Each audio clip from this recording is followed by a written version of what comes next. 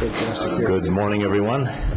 I would like to welcome all of you to the October 6, 2009 meeting of the Calaveras County Board of Supervisors. Would you all rise and join me in the pledge? I pledge allegiance to the flag of the United States of America and to the republic for which it stands, one nation, under God, indivisible, with liberty and justice for all.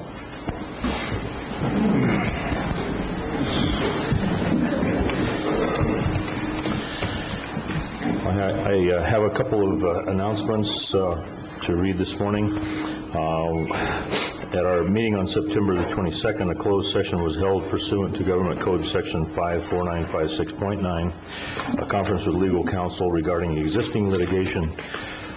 Two cases, Michelle Nemi and Michael Nemi versus Calaveras County, and this was a conference with our legal counsel and resulting in nothing to report.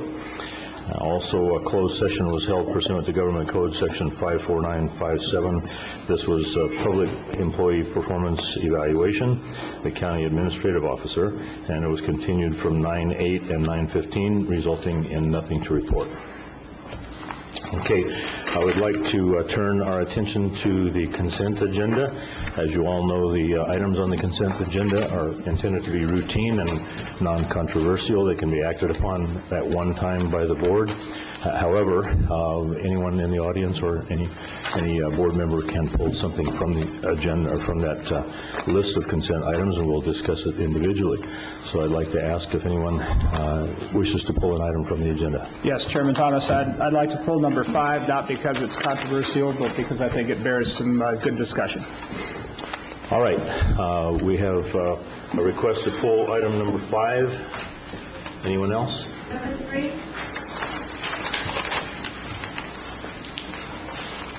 Okay, we have a request to pull number 3. All right, if that concludes the request, do I have a motion on the balance? Second.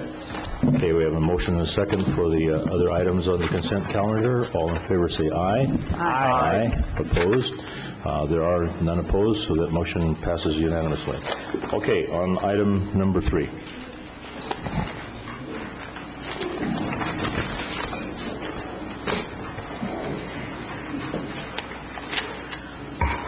Good morning, Bonnie Newman from Double Springs. Once again, I'm just interested in money in the mental health department, especially for psychiatric treatment services.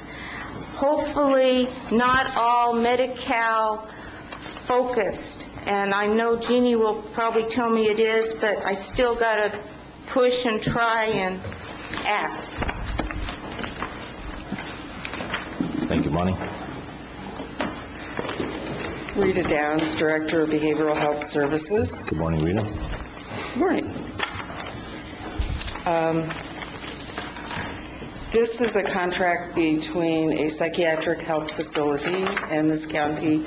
Last year we spent $97,000 hospitalizing persons with severe mental illnesses in an acute phase, and some of those are Medi-Cal, some of those are indigent persons or had CMSP and were not eligible to be reimbursed anywhere else. Since Tuolumne County's hospital has closed, we are sending more and more of our clients to that facility rather than to Sonora. So it is not just for Medi-Cal clients, if that was the question. Okay, anyone have any questions of Rita? Thank you. Okay, if not, the chair requests a motion. So moved. And Second. okay, moved and seconded to approve this item. All in favor say aye. Aye. Opposed? Hearing none, the item passes unanimously. Okay, going on to item number 5.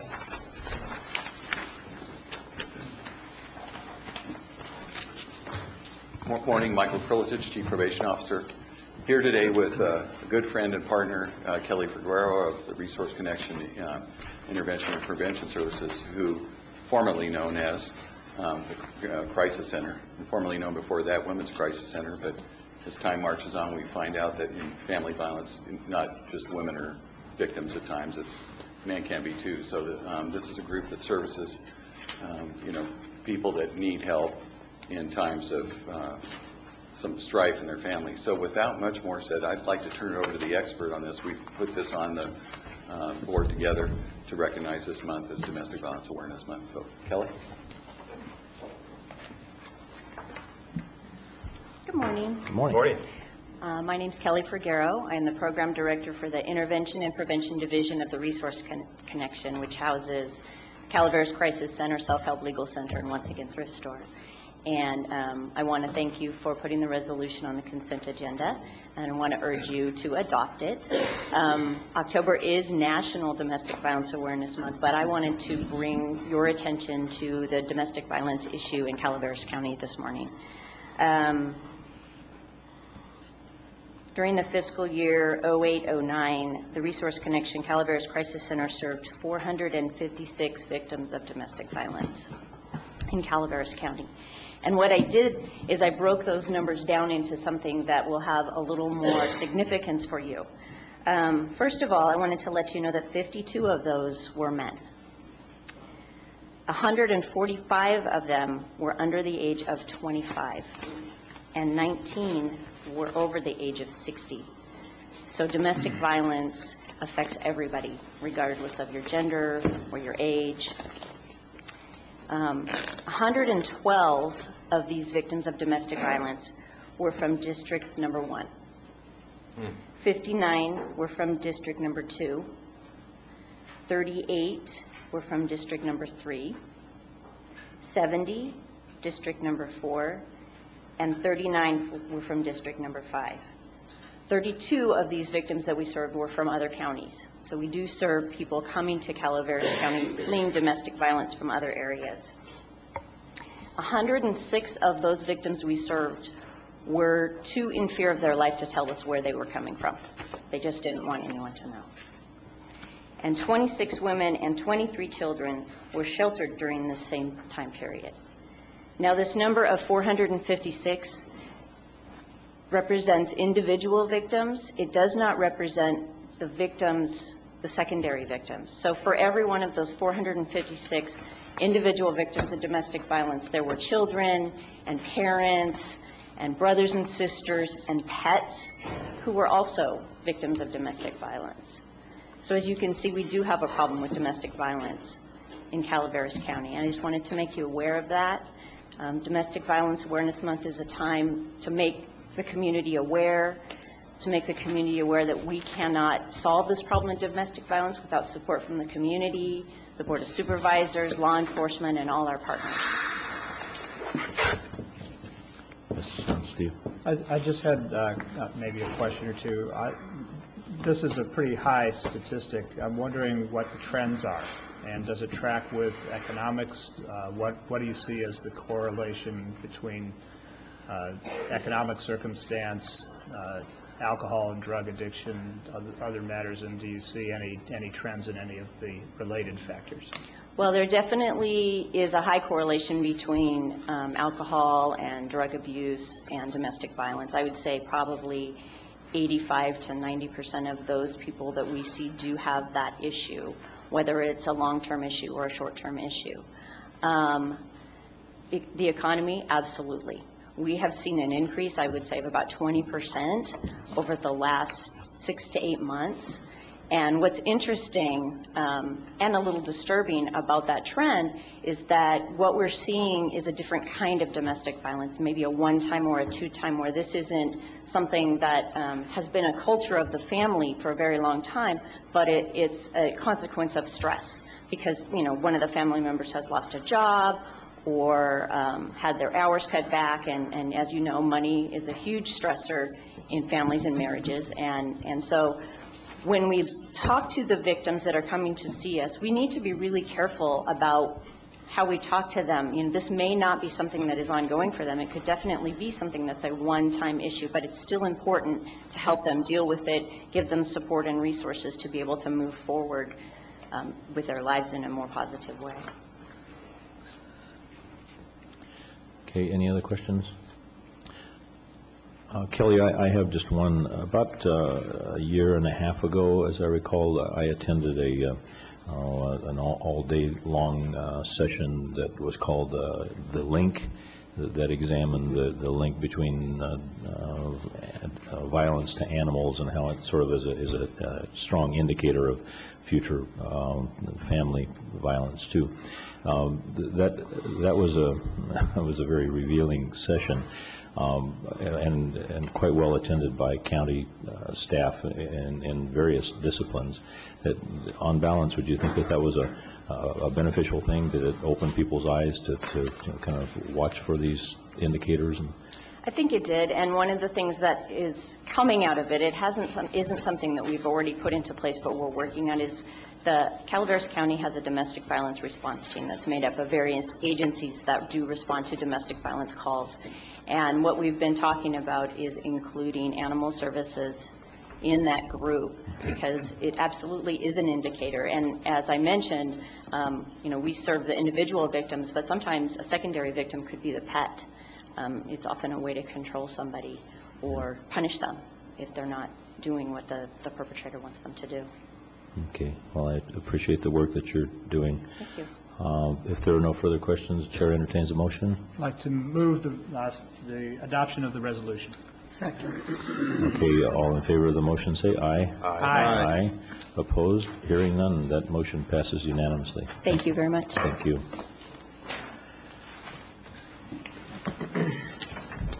Okay, going on to the regular agenda, we have reached the time for public comments. I want to remind everyone that we're limited to 5 minutes per person and 15 minutes per topic. So could we have the first speaker? Good morning, Mr. White. Good morning, ladies and gentlemen. My name is David White, 201 Bonanza Mine Way, Angels Camp.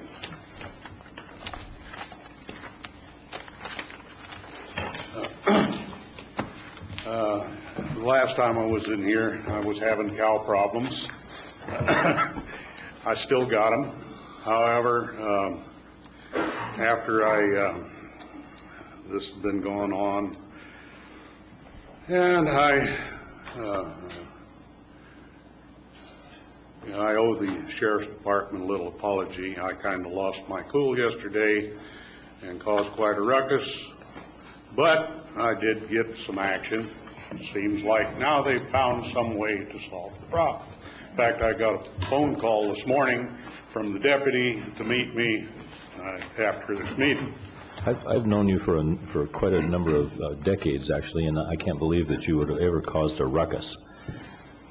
Gosh, you know me better than that. Well, anyway, one of the things, hopefully we're getting this portion of it behind us. Good. They seem to think so, or in the information I had this morning. But I did have, in our conversation yesterday, I posed the question of why that since this is an ongoing situation, that somehow the Sheriff's Department could not cite this guy for theft of property, which is, i.e., grass. Yeah. And I was informed this is a civil matter. Now, I'm sure if I go up and steal Mr. Bolinski's apples, he would not see it as that. Correct? That's pretty correct, yep. Okay. I derive my income from rental of real estate, be that grass, apartment, industrial property. That's my revenue stream. When somebody turns cows onto my property and eats my grass, that, sir, is theft. Unless there's some kind of code here in this county that, is there something here I don't understand? Do we have a two-tier system for theft?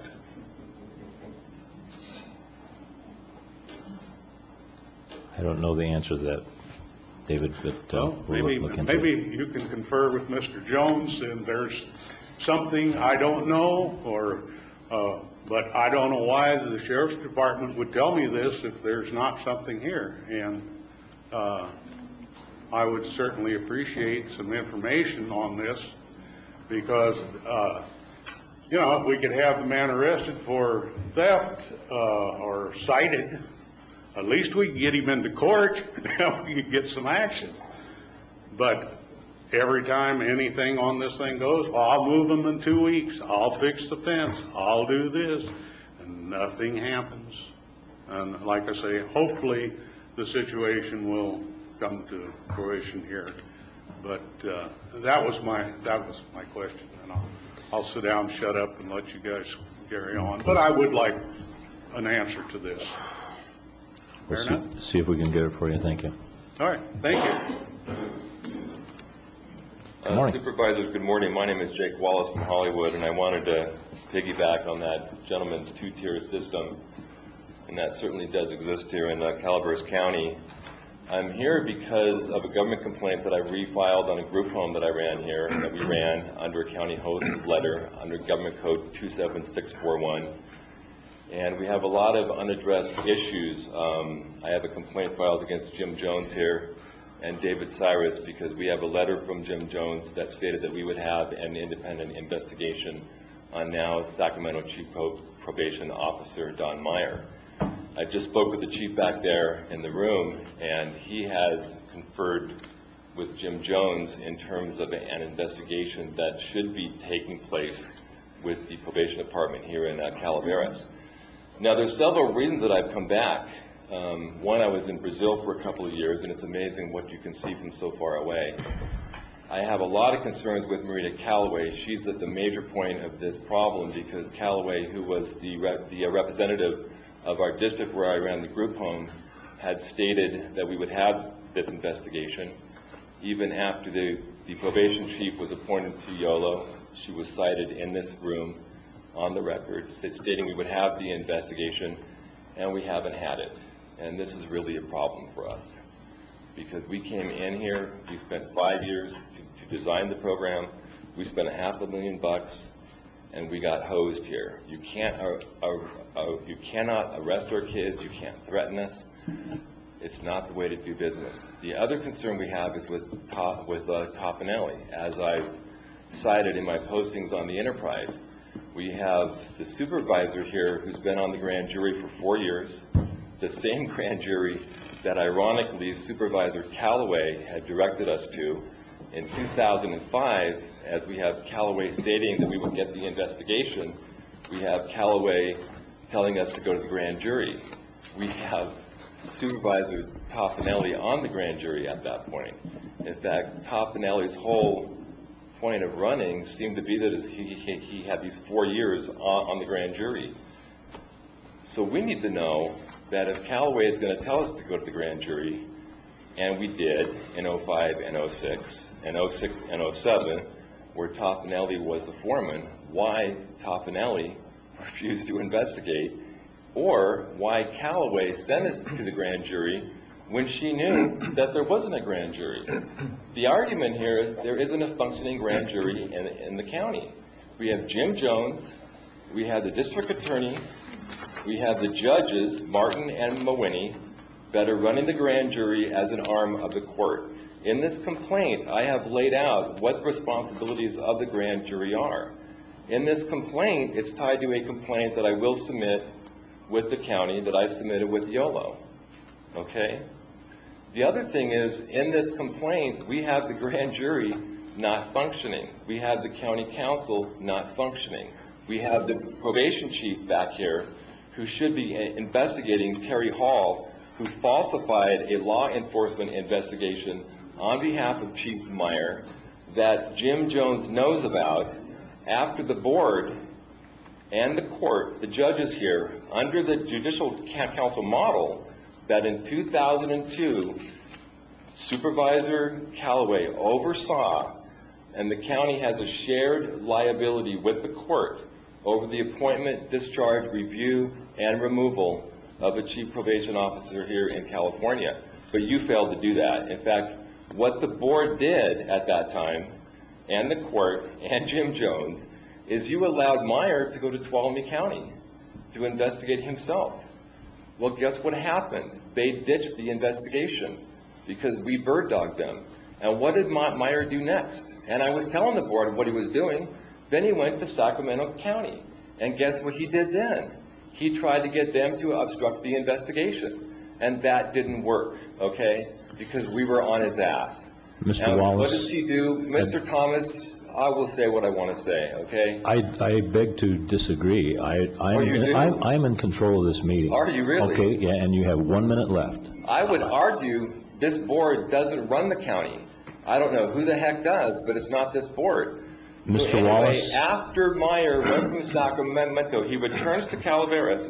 The board was aware of this. The county council is aware of this. He has a subordinate falsified the investigation, Terry Hall. And you guys know this. And he knows this chief back here.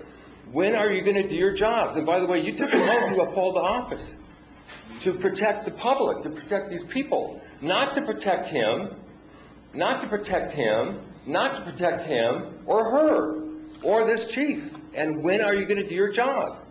And by the way, we've got this with the FBI now. I mean, at what point is someone else going to have to do this? And then it's going to come back to you? It's incumbent on this board to do your job. Your time is up, sir. Look, your time is up, some of you folks, okay? You need to do your job. Thank you, Mr. Wallace. You're welcome. It's been a pleasure.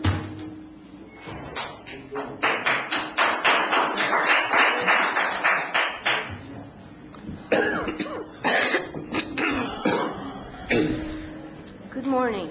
Bonnie Newman from Double Springs.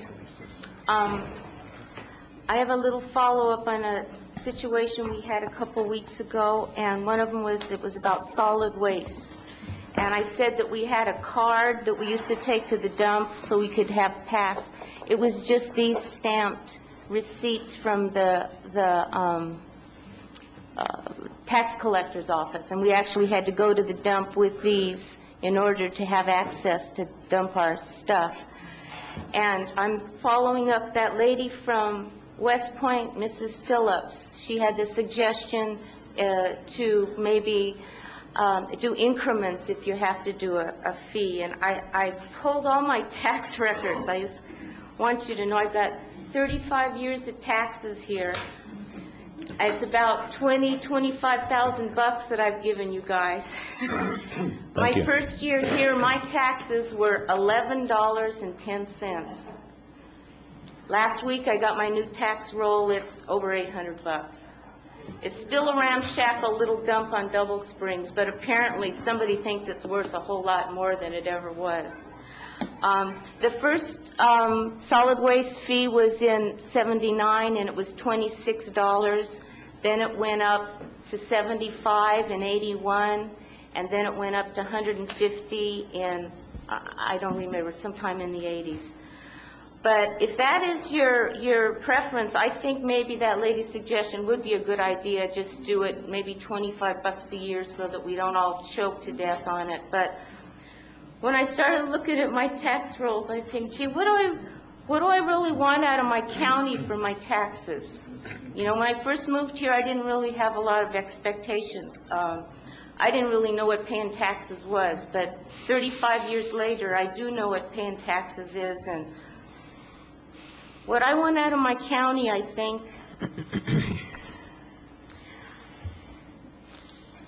I want some emphasis on old people, because I'm getting old. I have a big problem with the well fraud system. I mean, I think that's half of what's wrong with American society is we're paying women to have babies who can't afford to have babies. And it goes on and on, cycle, generation after generation. And what I've seen is the second part of what the problem is, the disparity between the haves and the have-nots. And the wider that gap gets, the more angry and the less content Americans are going to be. And I think we need to have elected officials look at all of those aspects, and you're the closest to us. We can't tell you what to do at the state level, but from here all the way up there and maybe to the feds, everything's screwed up. and I'm not saying I'm a total socialist or communist or whatever you want to call me, but there's got to be a big change or else something bad's going to happen. But I don't know what it's going to be, but America is sorely hurting. And this is the only place I know, and this is the only place I want to fight for, so make my taxes count, please. This is all I got, and it's real hard work money. You know, I mean, I don't fluff around. I work hard, so thank you. Thank you, Bonnie. Anyone else wishing to address the board this morning on an item not on the agenda? Good morning, Francine. Good morning. Francine Osborne, Director of Human Resources and Risk Management. I just wanted to take a moment to remind and invite the board. Tomorrow is our open enrollment health benefits fair. It's at the Sequoia Room from 10 to 3. We'll have all of our partners there. We also are partnering with the Health Services Agency. We encourage you to attend. We're having all kinds of fun drawings and have some great prizes. So, thank you. Thank you, Francine.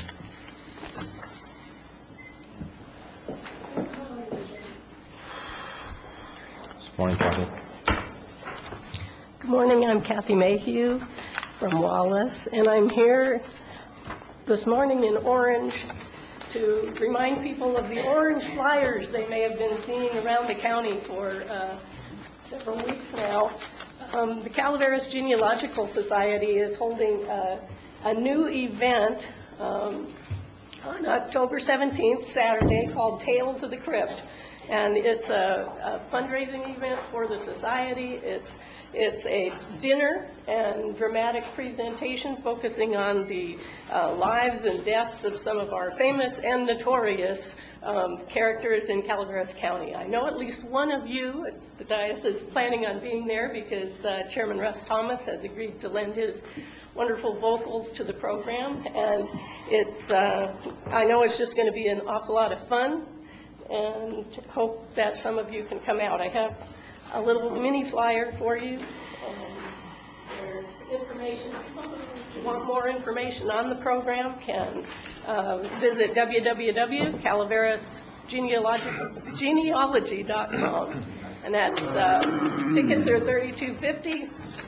It'll be dinner, no host bar at 5, dinner at 6, presentation following, raffles, and a whole lot of fun. Thank you. Before you step away, Yes. kind of show that that thing to the audience. That I was very pleased to hear that you are responsible for putting that artwork together. That's I did. quite a remarkable Thank you piece. very much. Nicely done. And I don't think you should have told people that I was going to sing. That'll frighten them away. Good morning. My name is Bev Vieira Pennington, and I know most of you, but for those that don't, I want to give you a little background because I am in and out of various things, and people see me and they don't know anything about me. To begin with, my family's been in California for over 150 years. We've been in the Valley since literally 100 years ago this year. We were in Santa Clara Valley first, and most of the crops that we grew in farming and our ranching happened to be prunes, and we actually dried them at Winchester House, which makes kind of a fun story in the background.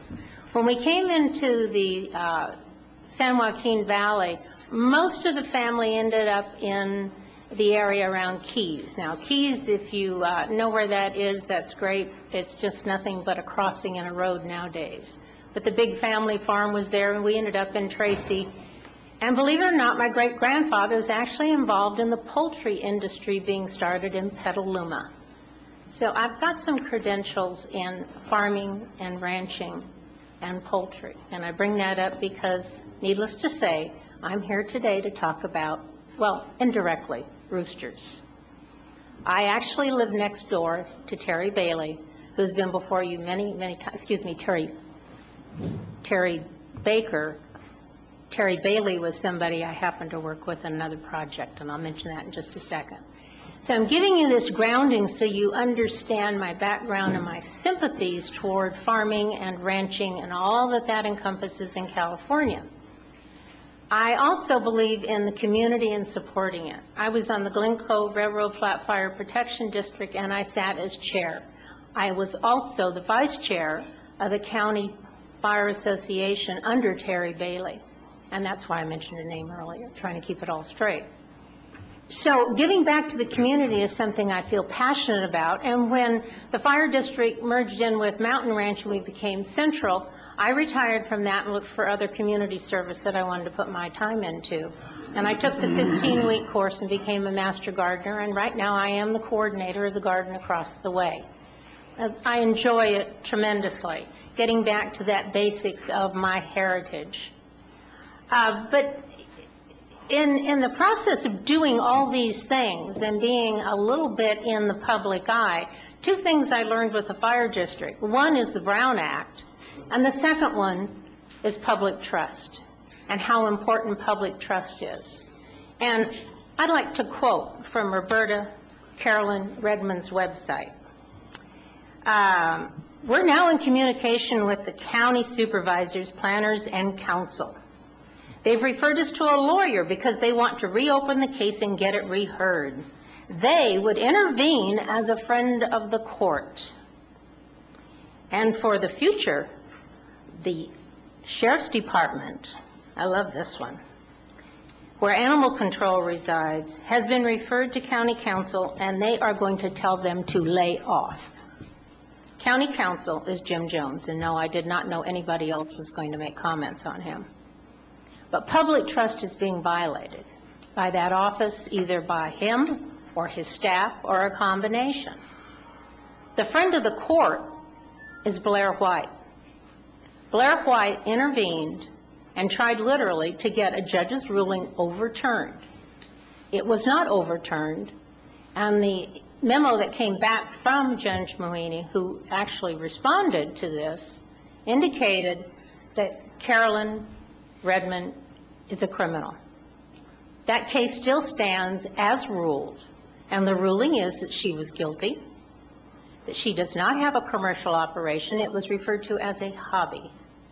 And if you don't believe that from the judge, then perhaps you'd want to talk to Ken Churches, who also said it's not a commercial operation.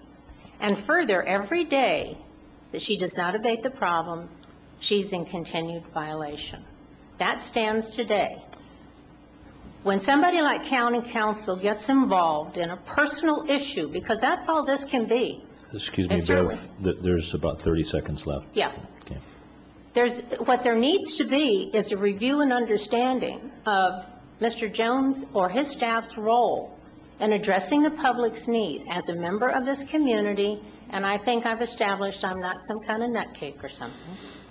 I should have the same rights, not a personal interest, and not getting an attorney involved to overturn a judge's ruling, which still stands today. Thank you.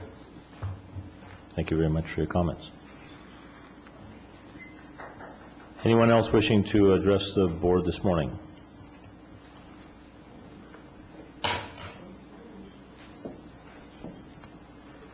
Good morning, board. Good morning, Mr. Sarasi. I believe the first time we met, we all knew about my swimming pool situation. I believe the last comment that was made was Mr. Walensky asking Jeff White and Tom Garcia, could we get this done in a timely fashion? How about 4 weeks? I think it's been over 2 months now. I did, like Mr. Tofinelli asked, I had my wall looked at, gave the paperwork to Jeff White that it was certified okay, and Jeff White, Tom Garcia never got back to me. And then a week ago, I got a letter from George White, now from the planning department, saying that I was already denied for a variance application, but if I want to apply for it again, I could apply for $2,900. And it's probably going to be denied again, but it can be overturned by the Board of Supervisors. So I'm here today to figure out, why do I need to pay another $2,900 if it's just going to come here to see if I can have it overturned or not? So that's my question, basically. I don't feel like paying another $2,900 to find out a yes or no answer. I'd rather find out the yes or no answer first, and if it's yes, then I'll pay the $2,900. It's administrative variance application. I mean, there's no reason why I was denied, just I was denied. So. Mr. White, are you prepared to comment on the situation that exists right now on Mr. Sarasi's application?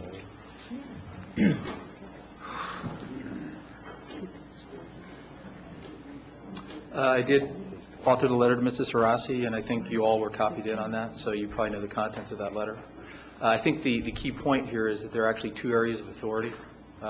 In the case of the swimming pool, one relates to the public right-of-way, which is an issue you're dealing with now at the board. That's a pending decision on the appeal of the encroachment permit that Mr. Sarasi already had applied for. The other part of it is the swimming pool, the portion of which is in the front setback. And in order to have an improvement like this in the front setback, you would need to obtain a variance. Mr. Sarasi last year actually did apply for such a variance. That variance was not approved. He did not appeal that variance onto the Planning Commission or, to the board, obviously. So he's left with kind of working on one track, which is the encroachment permit track, and still not dealing with the zoning regulation track, which is the variance proceeding. So I'd be happy to answer any questions the board might have on that. Did he pay $2,900 when he applied initially? No, the fees were significantly less. This is before the board adopted new fees. I don't know exactly what the fee was, but my guess is it was probably several $100. $700. Yeah. So the fee has increased somewhat significantly.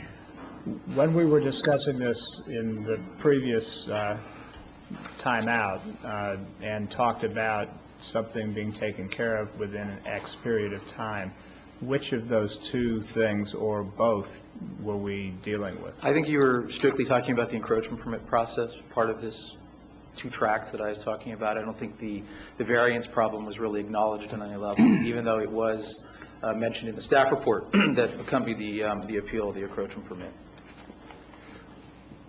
What is, I mean, he would have to have an encroachment permit, it seems to me, in order to ask for a variance. Well, or have both get together. the encroachment permit, then does not the variance become moot? I agree. If the encroachment permit is, the appeal of the denial of the encroachment permit is not approved by the board, then the variance does become moot. So shouldn't we wait and see what the outcome on the encroachment permit is? I think, it's at the board's discretion. I was not suggesting any particular timing or coordination of these events. I was just asked to provide Mr. Sarasi with kind of an overview of the situation, what had transpired, and what his options were. Well, it seems to me this would be ripe when we have a final determination by the board on the encroachment permit. And I don't believe, has the board made a final determination on the encroachment permit? No, it hasn't come before. So I think, if the board makes a final determination on the encroachment permit and that determination is to grant it, then I think this gentleman's comments might be somewhat relevant as to, well, does he then have to pay again for a variance application? But I think it's premature to try to make a determination on that until we have a determination on the encroachment permit. I think it's just important to point out that, even if the encroachment permit is ultimately approved for Mr. Sarasi, there's no guarantee that the variance part of that will also be approved. I understand there's two separate actions, Right. But if it is not approved, then the variance becomes moot. Yes. Okay. Well, those are my thoughts. But. Okay, Mr. Lawton, could we make an attempt to get this the session scheduled?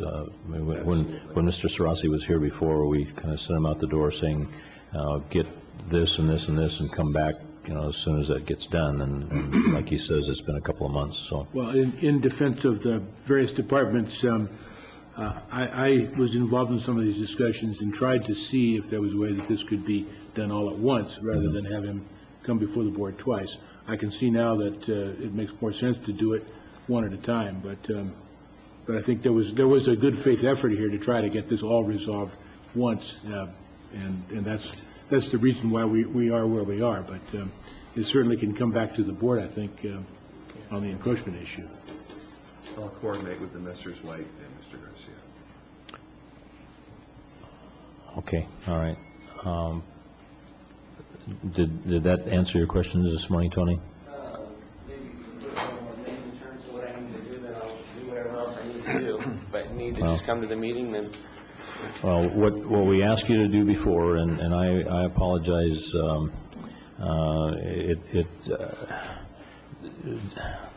it seems that even for a supervisor, dealing with the intricacies of the county is often a mystery.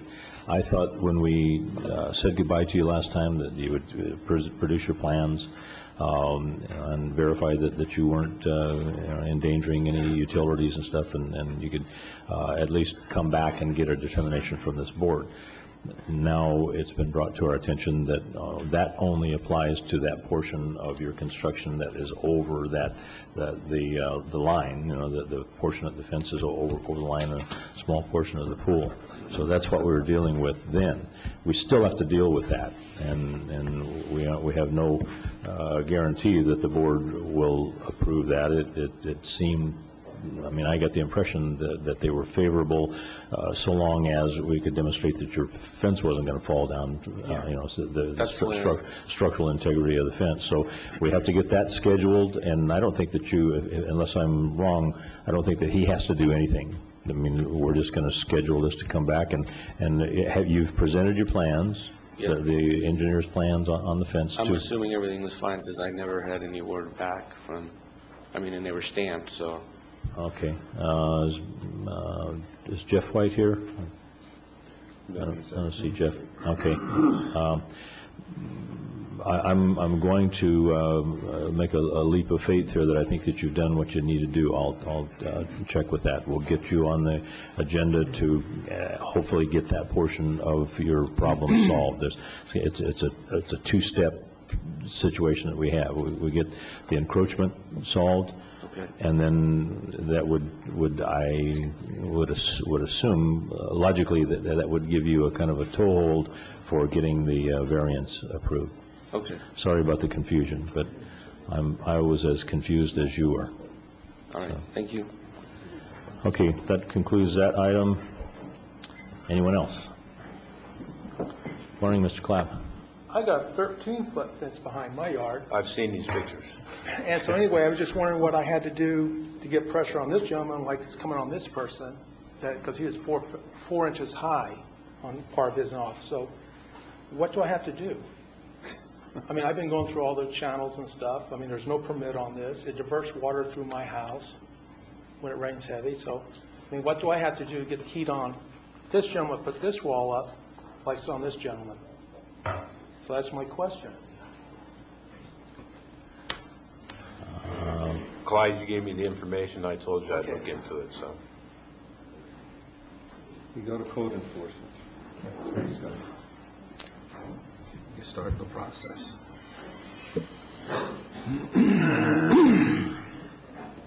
Morning, Mr. Baker. How are you doing today? Good. I've got a copy for all the supervisors. So here's a copy and there's a copy. You get one of each. You know what? I need my copy. no.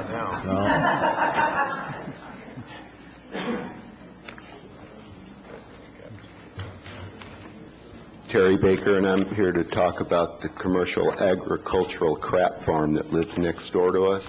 Now, they have over 100 roosters, and they crow from morning to night, and they crap from morning to night. And I'm going to read a passage out of Mrs. Redmond's Bible, Poop in a Coop, and it says, "Hop on over the fence and take a stroll around the farm, but you better watch where you put your feet. Remember, this is a farm, and we have lots of poop in our coops. But the free-range bird-style chickens like to share, so they just spread it around."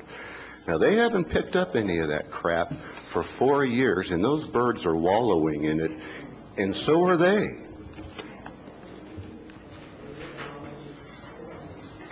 Well, I hope you read Poop in the Coop, because this has a lot of information. But the next thing I want to get to is Jim Jones.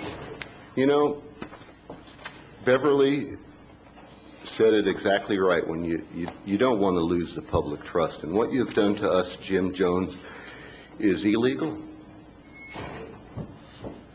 And it should never have happened.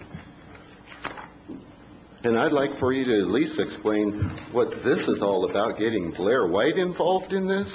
How does that happen? Are you representing the Redmonds now? I thought you're supposed to be taking care of us. Mr. Baker. Yes, sir. Would you please keep your comments to the board? I thought he was part of the board. No. Excuse me. Never mind. So anyway, we go to the next page, and this is Jim Jones's way of trying to get them reheard. It was denied by Judge Mohini. And then if you look at the dates on this was filed on the 3rd of December. It was, and then Mr. Redmond gets cited on the 4th. How does that happen? This didn't work. So they went and they're going to do, remember what happened to Mrs. Redmond? She went under the podium.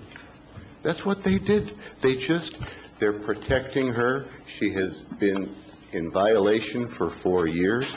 Please, all we're asking is for a fair chance. Please read this and look at these checks. This is outrageous. All we're asking for is what everybody else wants, is a little peace and quiet. And every time the wind blows, we don't want to smell that crap. And we don't want the feathers in our house anymore either. Okay? We're done. Please help. Thanks. Hey, and don't drink Jim Jones's Kool-Aid.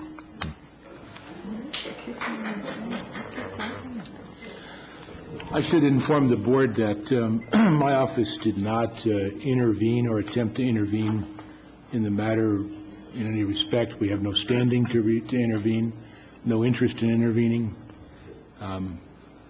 So if that statement is made on somebody's website, it is incorrect. We are not. I have a letter right here, Jim Jones. You didn't get a copy. If you had this letter, you couldn't argue with me, buddy. Now, here it is. The proof of service went from Blair White to you, not to the Redmonds, not to us, not to anyone Mr. but Baker. you. Yes, sir. I know. I'm supposed to be talking to the board. That's correct. This did not go to him. I mean, it went to him. It did not go to the Redmonds. He got involved in this illegally, okay? I'm going to stand here and make that charge. And if he wants to prove me wrong, hey, I give money to charity. Give me $1,000 to charity, Jimmy boy. Would anybody else? And give us a fair chance. Thank you, Mr. Baker. Anyone else wishing to address the board this morning? Bonnie, you're double dipping. I know. Working up. First, a point of clarification. Last week, I tried to bump somebody off the podium. I mean, I didn't know I was bumping them, but just for the peanut gallery to know, the person up here gets to speak, and then you all get to talk to them. And then the taxpayers get to chime in afterwards, right? I mean, because I didn't try to bump Mr. Garcia. I just wanted to stick something in, but it wasn't the right time because I have to wait for you guys to question first. And then we're the last guys. So we should keep our comments till the end.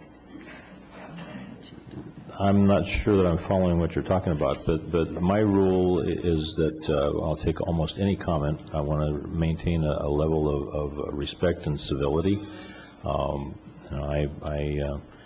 kind of draw the line when people start shouting at the board.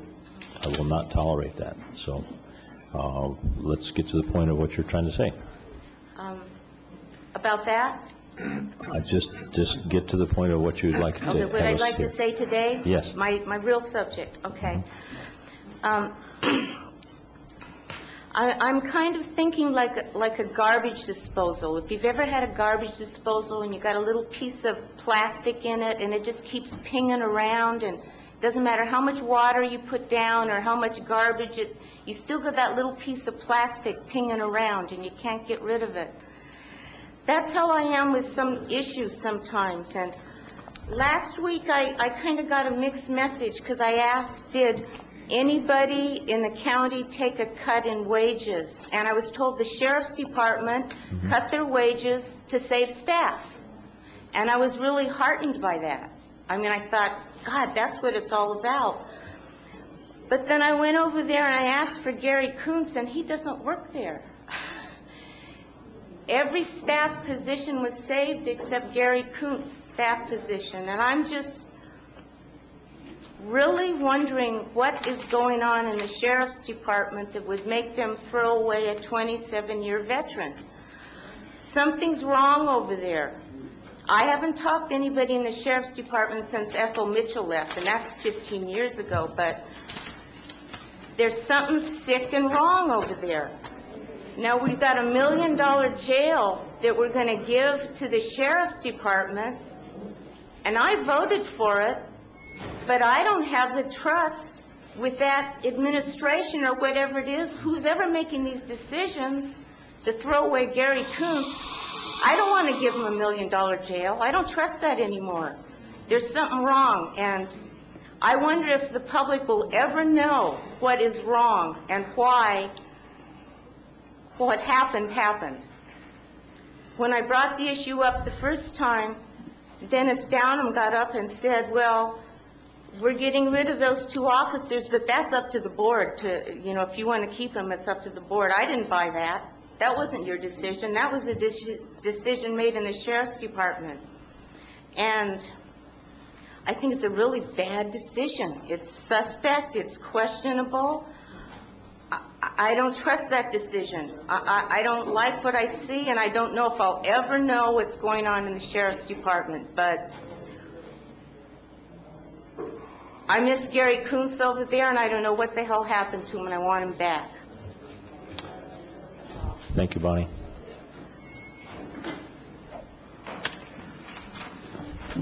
My name is Ingrid Brown, and I just want to make add a comment what this lady just said. I moved here 10 years ago, and I had problems ever since. The only person that ever helped me in the sheriff's department was Gary Kuntz. He comes over and he talked to you, he tried to help you, and I can't understand why they got rid of him. Because he really cared about people, he took time, and he was a good officer. And I wish we could do something to bring him back. Thank you.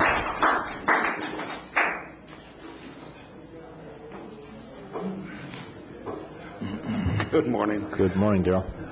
Mr. Chair, members of the board, my name is Darrell Rusk, 101 Melcher Lane, Valley Springs, Person, at 7720225. And again this morning, observing the process. It's an exciting process. Lord knows it's democracy in action. But again, I'd reiterate the possible usefulness of having an ombudsman or a customer service representative for the county who could act as a pathfinder or go-between, simply a contact person to work between county departments and citizens when there is an issue of concern. It doesn't prevent them from coming to the board, and I would never want to do that. But it would offer the opportunity to resolve some of these things before they get quite so intense. Thank you. That sounded like you might be volunteering.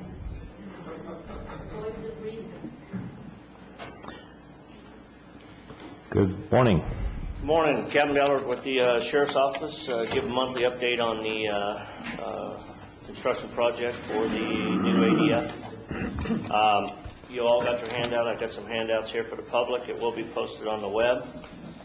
Just a couple of things I'd like to bring to your attention.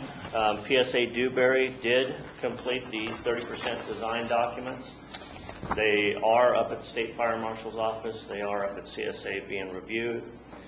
Second thing is EDA has completed their initial report for the wetlands mitigation, and that is underway. If you have any questions, I'd be glad to answer.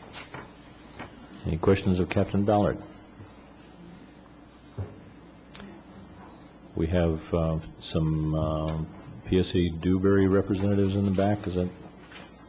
No? No PSA, Oh. just Art from Just Kent. Art, okay. I will see that Mr. Loudon asked me to make sure Just you guys Art. get your 30% to review, so I'll get you some of those documents to review. Okay.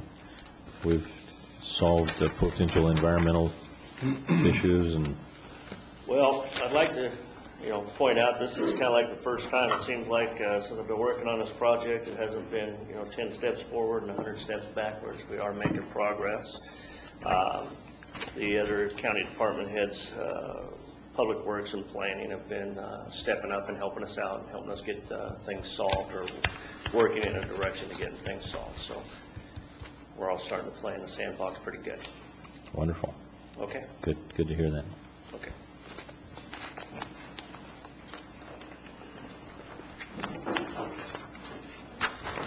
Anyone else wishing to address the board? Good morning, Linda. Good morning, Linda Churches, County Auditor. I just have a quick announcement. On an annual basis, we post the tax and bond rates on the auditor's webpage. And 2 weeks ago, someone in the audience, I don't think they're here today, had requested additional information. And I said that I would include that on the webpage, and I just wanted everyone to know that it is available, and we submitted it last week to TSD to load to the auditor's webpage. Thank you.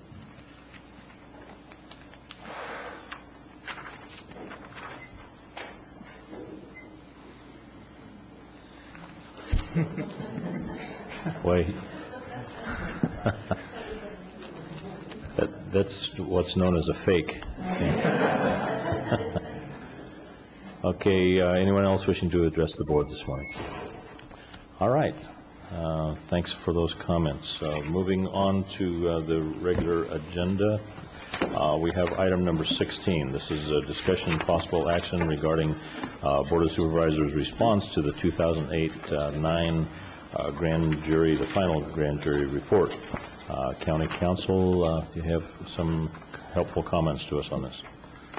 Well, I can start it off. The grand jury format typically is composed of constructive suggestions by the grand jury directed to various county departments, as well as in some cases where the grand jury feels it's appropriate to the Board of Supervisors. The departments have all already submitted their responses to the grand jury's findings and recommendations, and this is now the board's time to respond where appropriate. The draft responses that are before you were prepared by Mr. Lawton and myself. We sort of divided it, I think broke down on the areas that we felt we were more comfortable with. Their draft proposals only, a place for you to start to come up with your own responses. There is one change that I'd like to have you make or make to the draft responses. And to make this a little clearer, I just now handed out one page of the grand jury's findings. I think it's finding number 2. Says that the grand jury found that there was no public vote on the certificates of participation that were issued, and I think Mr. Lawton and I both misunderstood what was meant by the grand jury when it wrote that there was no public vote, and we, I think, together suggested a response that would have the board disagreeing with that finding, because this board did in fact vote in public on the certificate of participation. Since then, in conversation with the grand jury foreperson, I've been told that what the grand jury intended by that term, without a public vote, was without a referendum to the public, without a ballot measure to the public. So to the extent that that's what the grand jury meant, we would have to change that response on the finding, and we would agree that there was no public vote on the issue. Not to suggest that there should have been, but that's the the change that I would make. Otherwise, I think whatever questions you may, oh, and Marita has pointed out to me that the response on page 2, B7, animal shelter, the correct term is animal services, not animal control. And I wanted to add a word, I don't know if I gave it, outside agencies and organizations. Since the Humane Society is an organization, not an agency.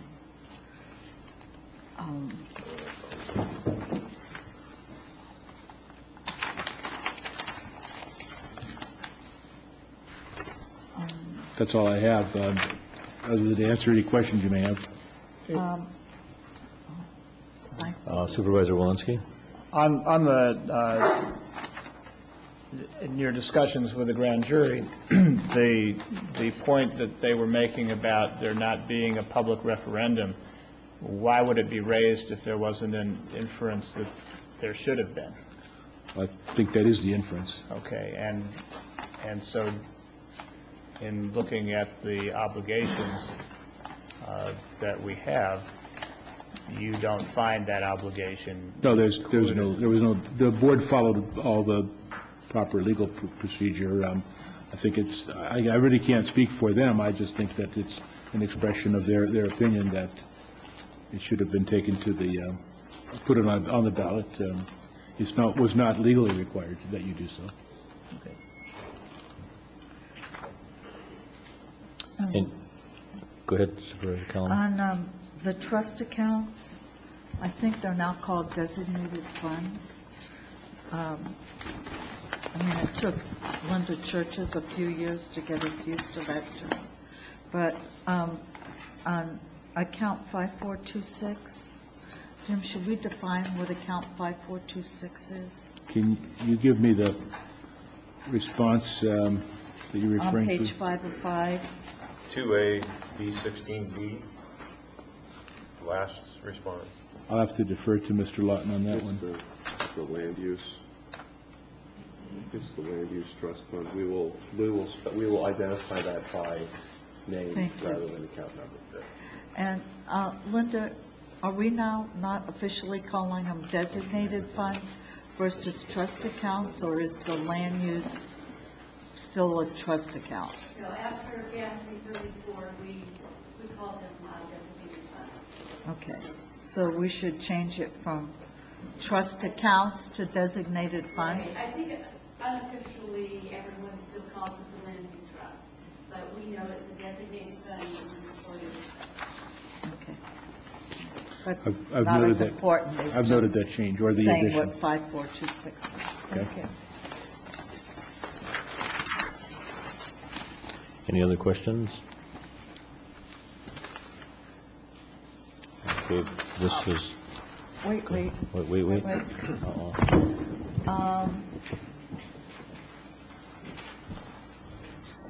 I can't figure out what I wrote. Just a minute. Don't go away. Got it.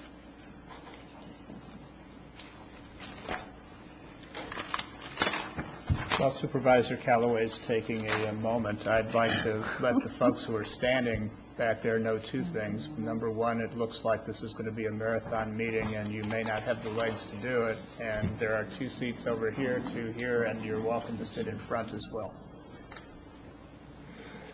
Okay. On page 4 or 5, the expert auditor selection, unless finding 1, first paragraph, the approval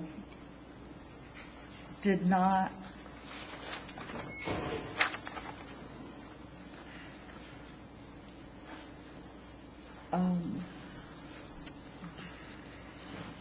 it states in here that it was in consultation with the grand jury that we selected the new firm. I mean, I remember when we did it because Bartlett, Bassler, and Ray sold. I mean, I remember the issue, but it was not done in consultation with the grand jury. We just did it, and it wasn't what was on the approval. so they're saying they want to be part of the process. The second paragraph is appropriate, we're going to do it with the grand jury, but this states that we did it in consultation with the grand jury to select the firm, and we didn't. On page 57, first pair under the finding. Here's... Hello again. I did respond to that. I was one of the respondees. I think I responded to over 13 items that are in the grand jury report. Had a wonderful time.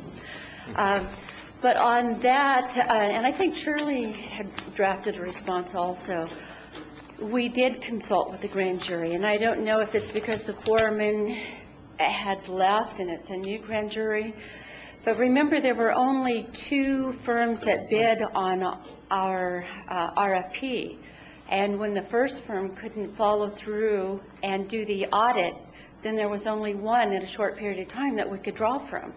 And we had a meeting in admin office. We had a grand jury foreman and another member. I'm not sure who he was. But we did then consult. We did consult Okay. with them. We had a meeting, and as far as I know, they were in the audience when the board. Well, being in the that. audience. Right. But and consulting, discussing it with them ahead of time, I saw as 2 different things that, yeah, they were in the audience, but that really, to me, didn't make it part of the process. I mean, I'm not dying on the sword on this again, but I just thought that if we didn't consult with them, then we shouldn't be saying that we did. That's all. Yeah, But if but we you did, said we did, definitely. that's fine. End the conversation. Thank you, Linda. Okay, are there any other comments from the board? Okay, this is not an item that is open for public discussion, I understand, but this These is... should be the board's responses. They're Yes. expected to be the board's responses. Okay, the chair entertains a motion on this item. So move. Second. Okay, moved and seconded to forward these responses with the modifications noted previously to the grand jury. All in favor of the motion say aye. Aye. Aye. Opposed? Hearing none, the motion passes unanimously. Thank you. Moving on to item number 17, this is a discussion and possible action regarding the introduction of an ordinance to establish eligibility and continuing education requirements for the position of the county treasurer tax collector. This is continued from our previous meeting on September 22nd. Good morning, Lynn. Good morning. Lynette Norfolk, Treasurer Tax Collector. This is a 2-part agenda item that was now acted on Tuesday, September 22nd, when it was brought previously, and was continued to today. Section 1 of the item regards qualifications for Treasurer Tax Collector was discussed, and it was determined that County Council should review the Government Code and Elections Code pertaining to qualifications for this office. And I have a memo to this effect in your packet, of course. Mr. Jones' conclusion is as follows. The state legislature has preempted the field in regard to the qualifications for the county offices listed in Elections Code Section 13.5. In most cases, that preemption is absolute. For example, there is no local flexibility regarding the qualifications for offices such as that of sheriff. In the case of the treasurer or tax collector, county government has the option of either imposing no requirements for the office beyond the requirements for any elected position, of course, or those listed in Government Code Section 27,000.7.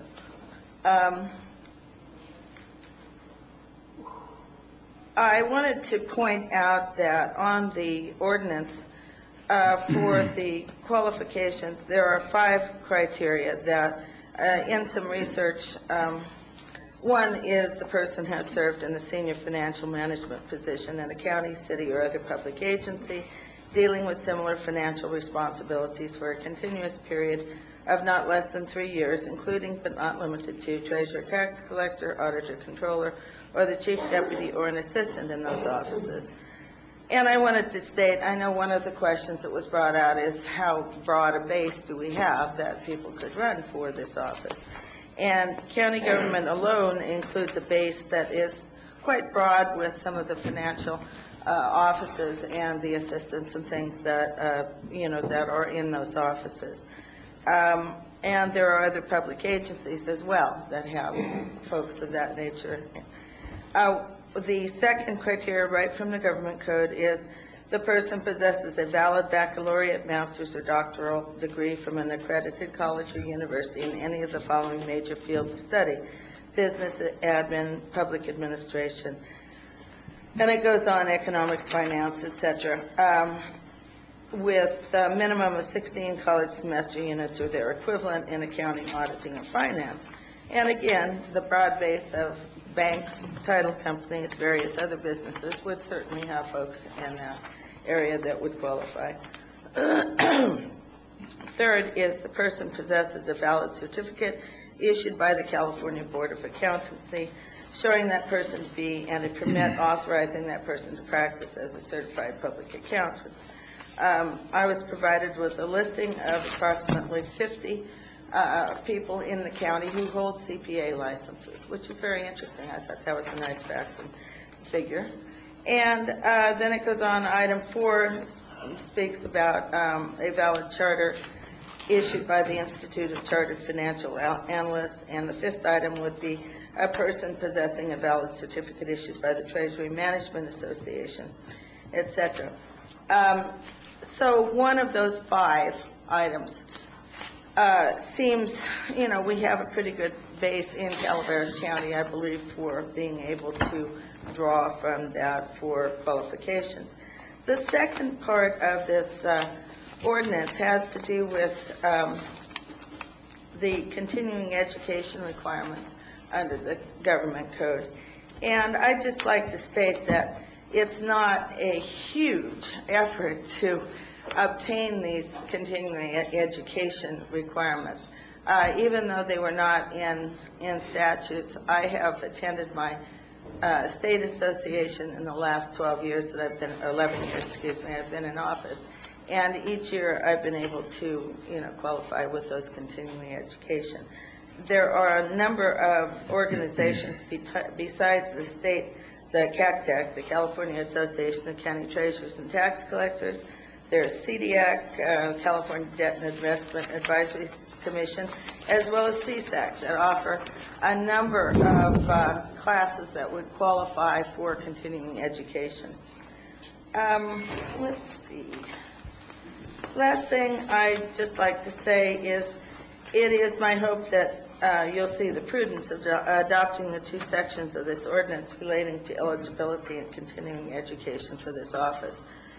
I did want to make a point, too, that there was some question last time with regard to the statement I had made in my previous, and in this one, too, about the valid California driver's license. And I think Mr. Russ was, interested in that, as well as I was. And it brought some interesting research forward that really isn't a qualification, but it has to do with the IRS Code I-9 that establishes one of the, it's a purpose for an ID, identification, particularly since 9/11, which has to do with a person being legal to work in the United States. So it really actually isn't a qualification. Gee, there are other ways of obtaining identification, of course, as well. So with that, I present it to you again today, and yikes. Any questions? I think Supervisor Walensky has a question, Lynn. Yes, I thank you for coming back with the answers to, having tried to find a middle ground between the positions last time. It appears that's not even possible here. Right. It's an all-or-nothing arrangement. But still try to find a middle ground. I will ask you this. Is it possible to adopt the continuing education without adopting the other requirements for eligibility?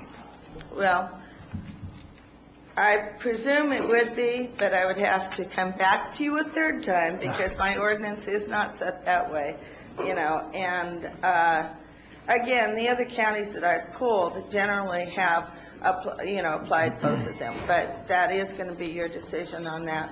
So I don't see any. This Jim? is the responsibility of the elected official to maintain their education. It's not something that the board can impose. That what? It's not something that the board can impose.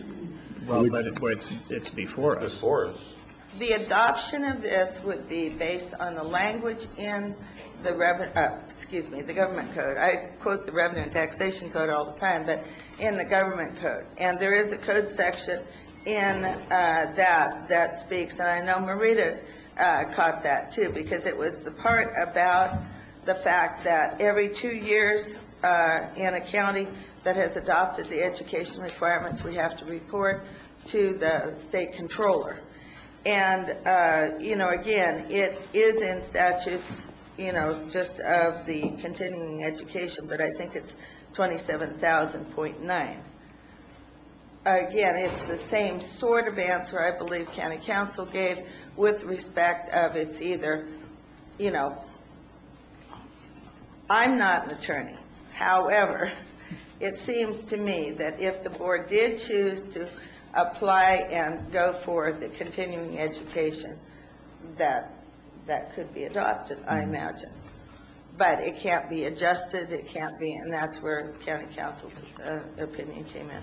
I still recommend that you do both, but again.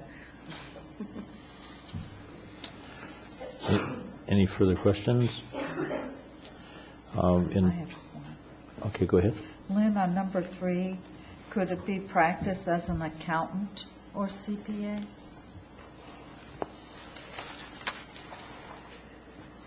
Say your question again, please. Could we add in accountant? We can't add anything. Can't add a word. Why can't I add anything? You can't add in. Why can't I amend it? Jones says. It's an ordinance. Why can't I amend the ordinance? The ordinance, and the reason is that I see it from our discussion, is that it is quoting the government code, and we don't have the, All right.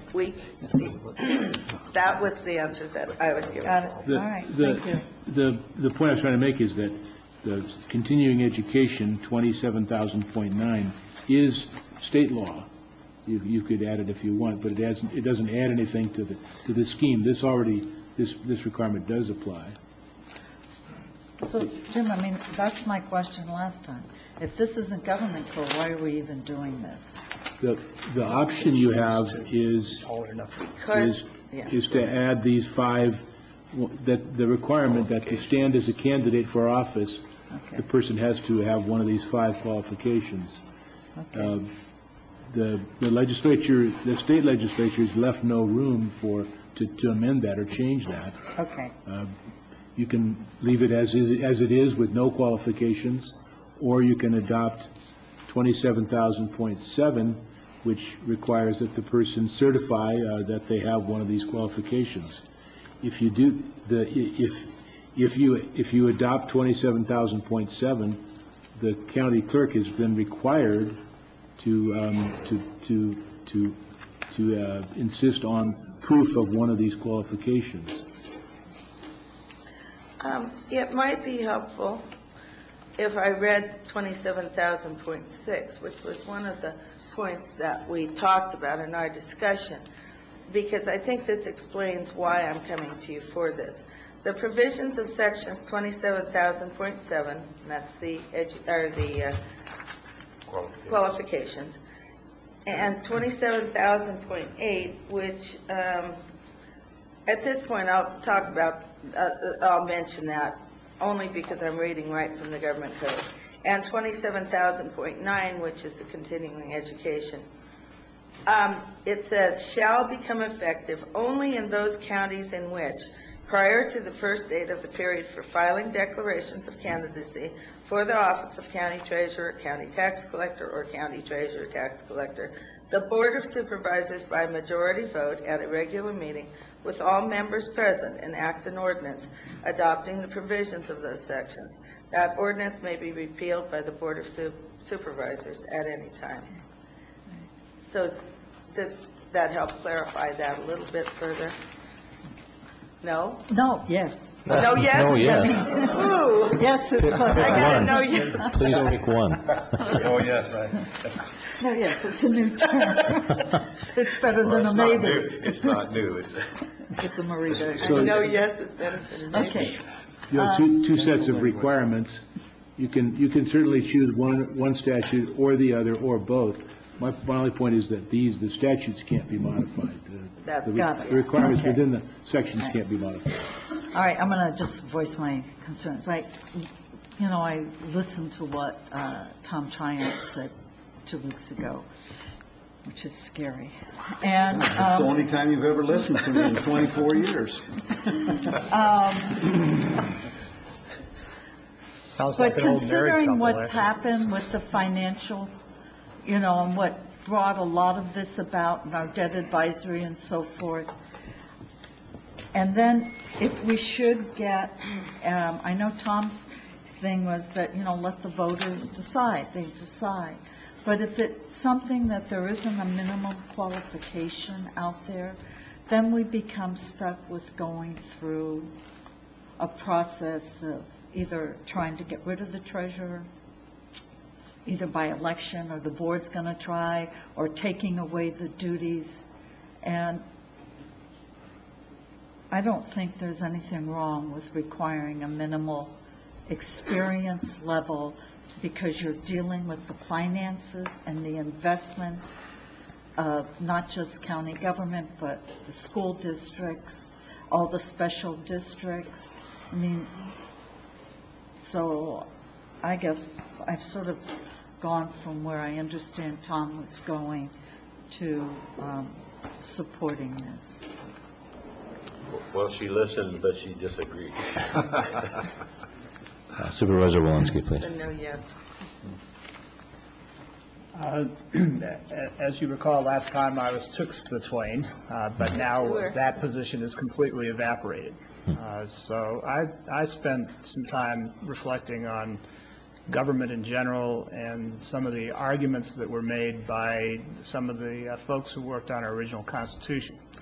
And I remember reading the Hamilton and Jefferson debates about enfranchisement, trust of the people versus a more elite version of democracy in which you would have educated and landed elites be the decision makers. We have federally decided that the only age and citizenship are requirements for some of the most important positions in the land. And here in Calaveras County, we have not attached requirements for any of the other positions. For instance, anybody can run for Board of Supervisors. So my thinking has evolved to the point where I think, although this runs counterintuitive to some recent decisions, but I believe that people should have a full range of choices, that we should not make resolutions that would limit the right of people to run for office.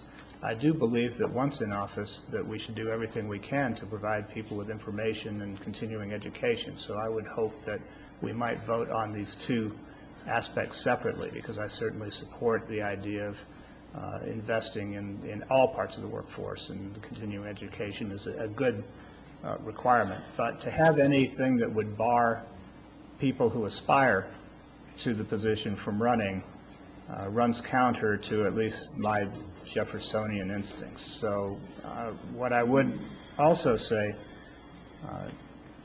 is that people can make mistakes. That's the whole point of democracy, is that we get to learn and grow and develop and make a more perfect democracy over time.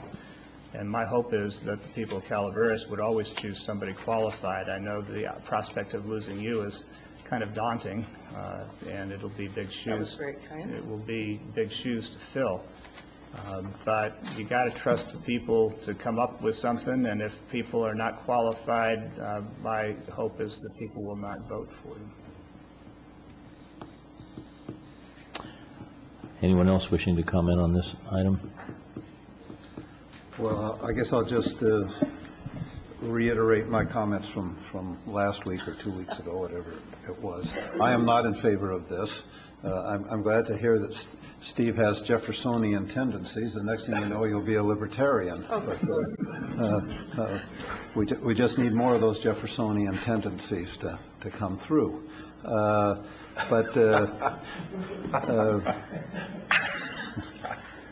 They're coming. Might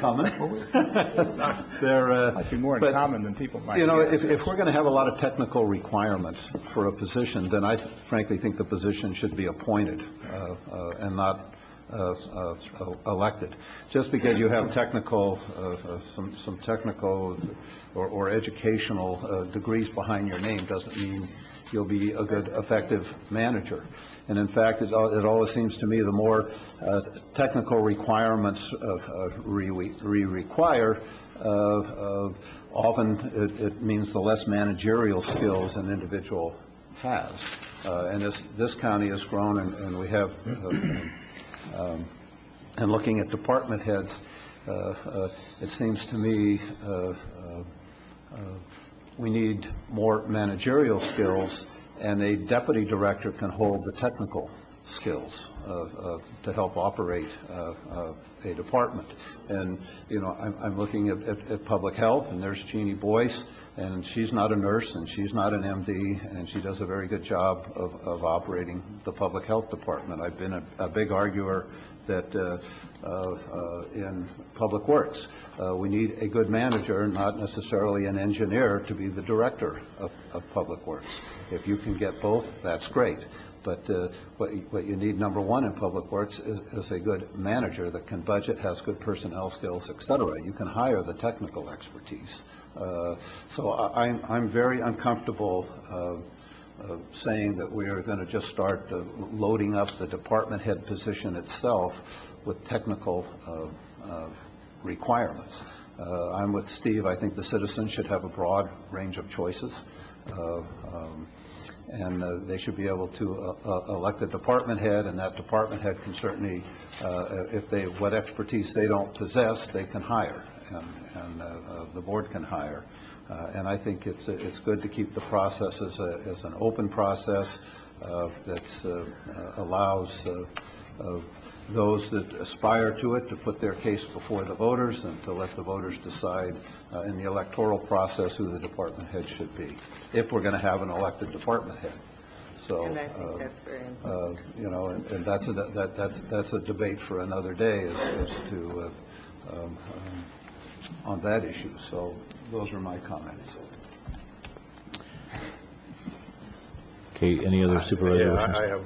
Let me chime in a little bit here myself. I'm not in favor of this either. I don't think we need to impose any qualifications for this position.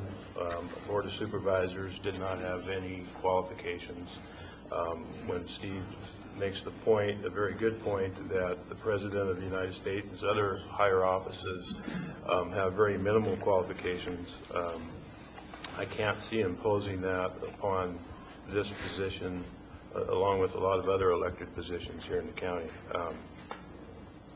I just can't see my way clear to be in favor of this. Could I add one quick thing to my comments, which is I didn't mean to say that we didn't have any qualifications. We have the highest qualification that has ever been invented in government in this world, which is that the people who serve actually have to meet the approval of the people who will be served. And that, to me, that's a pretty tough qualification right there. Anybody who's ever run through the gauntlet would probably testify so. Okay, any other comments? Oh, I'm not making a motion. I count 1, 2, 3. Yeah, I can. Well, yeah, but before we call... I'll make a motion. I'll second it. You're out of order. No, I just want to make a comment here for the gallery and for the people watching at home. Although philosophically I agree with some of the things that have been said here, realistically, I mean, these, I think in discussions with Lynn, these, the implementation of these state rules that we have the option of choosing from came about largely as a result of the Orange County meltdown years ago. People began to say, oh my gosh, maybe we should have had a more knowledgeable person at the helm here. What scares me, frankly, is that you could have a very popular candidate run, maybe a movie star that would come into the county and set their sights on the tax collector treasurer's job, and on day one, with literally no qualifications other than being a registered voter. I'm not even sure that that's a requirement, but you have a valid identification saying that you're a citizen. Okay, that qualifies you. Does that, in my mind, I don't think that is meets the minimum threshold of background and decision-making capability that I'm comfortable with putting this person in charge of a $124 million investment portfolio. I mean, that's a daunting task. I mean, think about it. It's true that the Board of Supervisors doesn't have to have this, the education background requirements, but there's a checks and balance here. I'm fearful that you have one person on day one after they get elected with no background. They're wandering around that office, asking questions about how do we get this done, making decisions on investing $124 million, and we could go to hell in a handbasket pretty quickly. So I'm not in favor of making the threshold of experience and qualifications merely being a citizen. That's irresponsible in my view. So that's my thought. So now we can have a motion. I would move to adopt the continuing education section. I'm sorry, I won't bring that back to you that way. I think I don't know if I'm out of line or not, but I feel that they both should go hand in hand. So I think anyone prudent, excuse me for interrupting, sir, but I think anyone prudent in this office would see that they have the educational requirements nevertheless, if that's the way the board is going. So that's not the ordinance I'm presenting to you. Well, and I won't bring it back. Okay, but what I have in front of me is two different pieces, one of which was qualifications, which has apparently not got majority support. The other of which was continuing education, which I personally support, and I believe it is our decision to make. So I don't know whether this is a constitutional crisis. I'd be interested in what county council has to say about relative authorities in this regard. Well, just a clarification, did you not say that the continuing education requirements as outlined here are already encoded in state law? No, if I implied that, I was wrong. It's one of the options you have. Oh, one of the options. What I meant to say was that you can't vary the language of these statutes. There was a discussion about changing some of the requirements for eligibility, but what the board does have the discretion of adopting solely the continuing education requirements for somebody that is in fact elected. Is that correct? Yes, and I don't think it's a constitutional crisis. I don't. If Lynn doesn't want to, if she doesn't want to bring it back, I'm sure you can find someone who can draft. Well, do you want it to come back to you? Does your office want to draft something along the continuing education lines rather than us taking an action? There's no draft. You take it right out of the code. I want to do what the board directs. All right. Well, my motion is to direct county council to put before us a resolution adopting the code outlining the continuing ed requirements, and that we would put that in place. I support that direction. I think that's just direction at this point. Yes.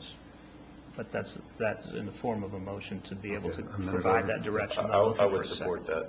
I will not support it. Okay, we have a motion and a second on this item. All in favor of the motion say aye. Aye. No. Wait, too early. Was that a yes, no, or what? It's a yes, no, or don't stop. Okay. 3 yeses. All right, we have 3 yeses, and for the record, we have 2 noes, not necessarily because I think that this is a bad idea. I just don't think it goes that far enough. But And anyway, the Mr. motion... Lemon, may I say, I apologize for No- jumping none- in. not And I hope you necessary. Your understand. opinion is always valued I by hope the you supervisor. understand my position. Yes. I believe that they both go as a basket case. All right, just... And thank you. Thank you, Lynn. Thank you. That motion, it goes forward on a 3-2 vote. Thank you very much for that. Okay, let's go on to, this is item 18, discussion and possible action regarding a resolution establishing Proposition 4 fiscal year appropriation limits for the County of Calaveras fiscal year 2009-10, and this is brought to us by the auditor. Good morning. This is an annual task that we perform around budget time, and there's 3 different methods to come up with the best rate using the population and 2 with the CPI, and we always present the best option for the board to adopt. Are there any questions? We also included the audit results from last year. When Prop 111 was passed that amended the GAN limit, which was Prop 4, it requires this to be audited during the annual audit. So I do have the audit report, which had no findings, no exceptions. Okay, anyone having any questions on this item? I'll move the resolution, Mr. Chair. Second. Okay, we have a motion and a second to move the resolution. All in favor of the motion, say aye. Aye. Aye. Opposed? Hearing no opposition, the motion carries unanimously. Thank you. Item 19, discussion and possible action regarding resolution adopting voluntary changes for appointed department heads, mid-management, professional, and supervisory confidential groups. This is brought to us by the Human Resources Department. Good morning, Francine. Actually, I was under the impression that you were to be advised that these 3 items were going to be pulled, where we received some notification from PERS, and we're going to get further legal opinion. Well, that's essentially correct. I didn't mean to pull them on my own. I was going to ask you recommend that you take no action on these today and explain the reason for that. The background of this is that HR contacted PERS just last week, and we're informed that their interpretation of state law makes it impossible for the board to take this action. We're reviewing that. We don't necessarily agree with that interpretation, but we want to consider possibly going to a higher level within the PERS organization, to the legal department, possibly ask for an attorney general opinion.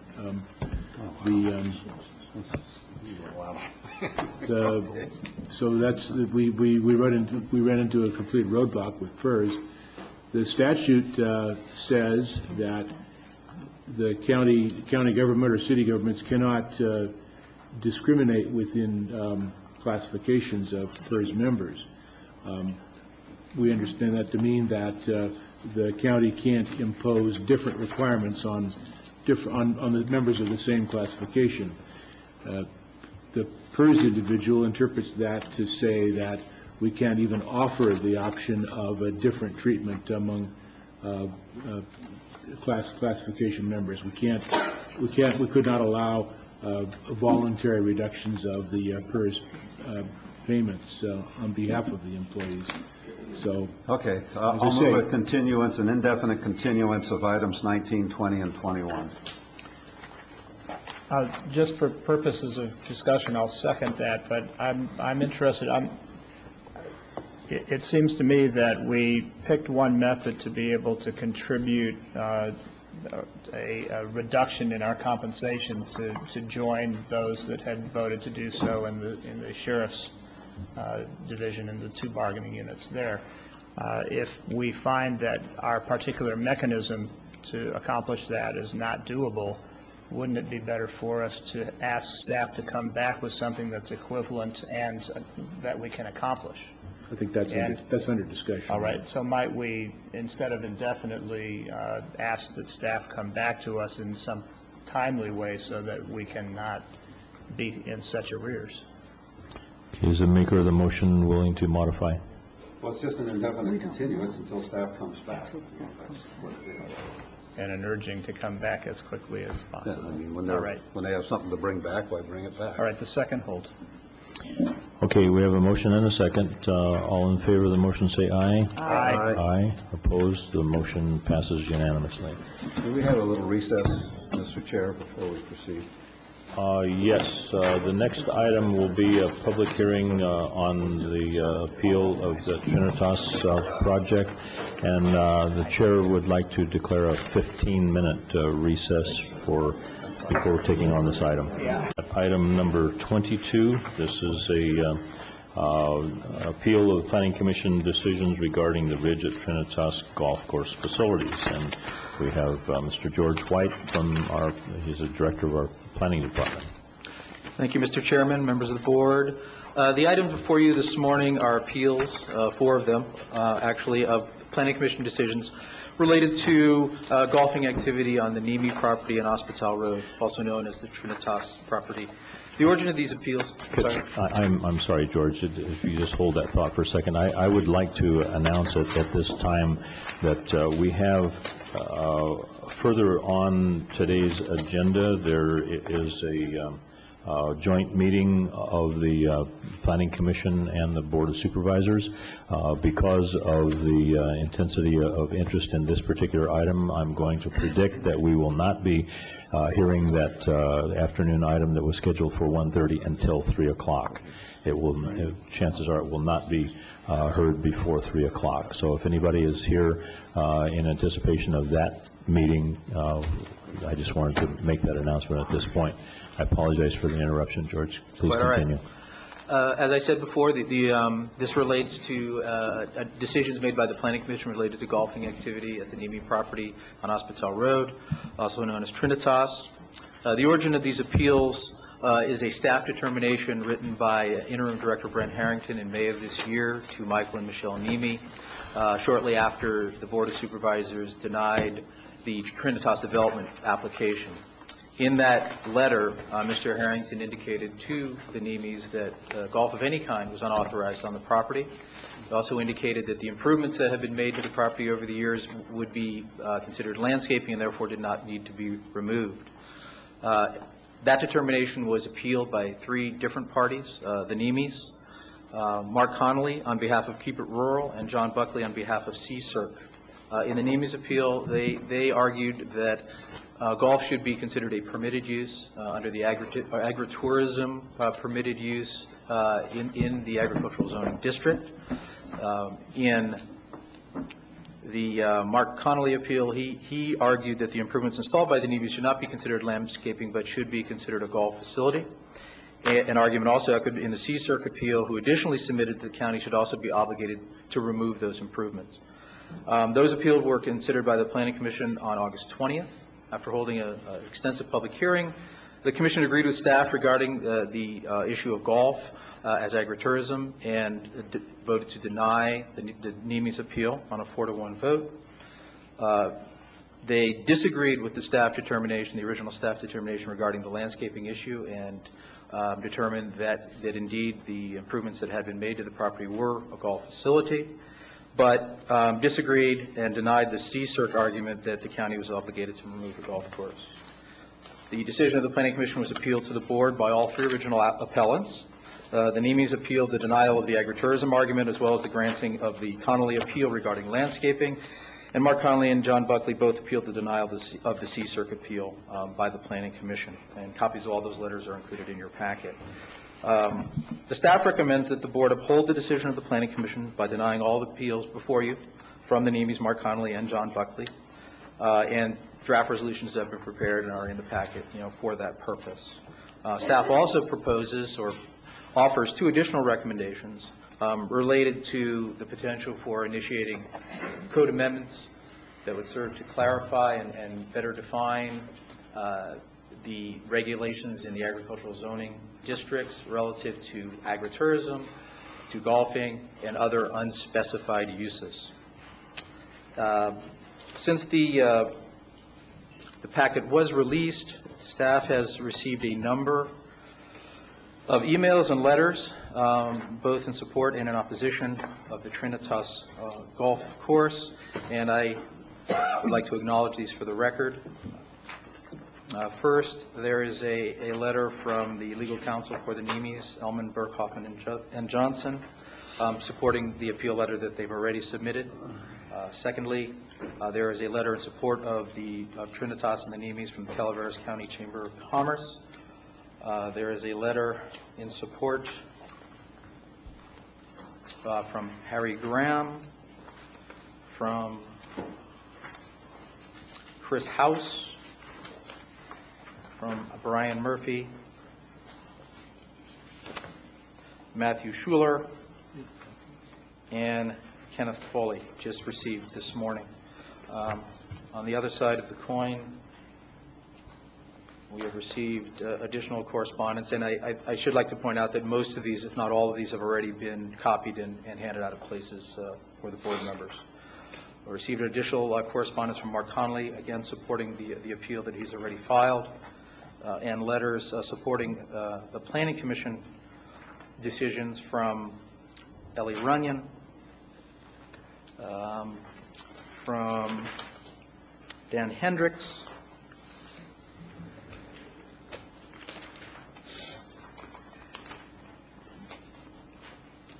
from Lou Mayhew,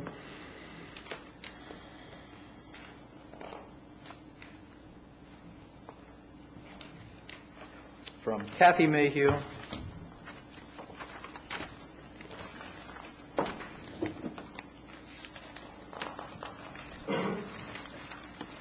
from Joe and Marianne Rodriguez, from Dave Self, from David Berkowitz, from Don Kuhn, from Paula Davis, from Stephen Judson, from Mike and Tina Neal, and lastly, but certainly not least, from Thomas Infusio. With that, I will conclude my remarks. There are representatives from each of the appellants here this morning, and I'm sure they're eager to address the board relative to their appeals. At this point, I'd be happy to answer any initial questions that the board might have. Any questions from the board? Mr. White, procedurally, when this was before the Planning Commission, I'm assuming that you took the appeals step by step in sequence. Is that? The Planning Commission chose to separate the appeals and act on them one by one.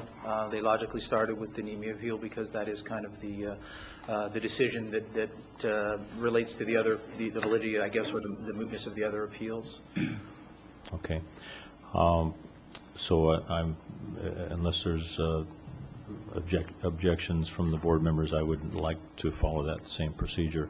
And as I'm assuming that this is set up for you, will you be making notes? Because of what my intent is to not respond to anything that's being said until at the very end of this particular section.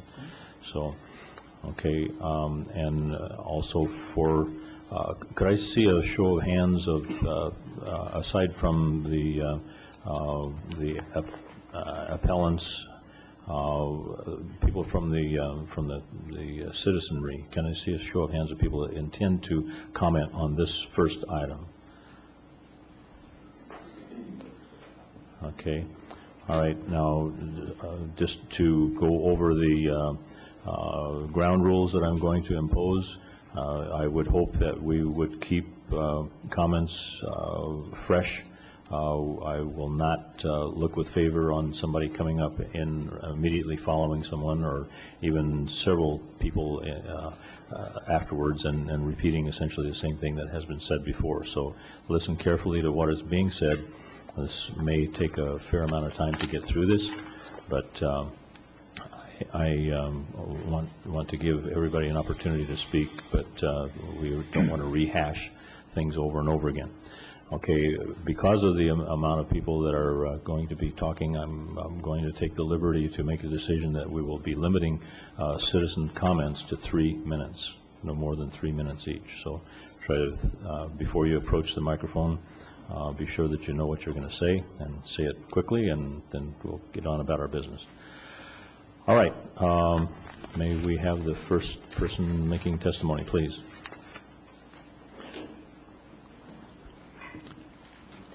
I will give you initially 20 minutes. Oh, thank you. Hopefully I won't require 20 minutes. My name is Christine Griffith. I'm a partner with the law firm of Elman Burke, Hoffman & Johnson in San Francisco, and I represent the Nemes. I do have some additional correspondence for you that essentially just responds to some specific points in the staff report, which we got a few days ago and didn't have time to totally respond to. So I'm actually going to ask my associate Corey to take care of distributing all the materials.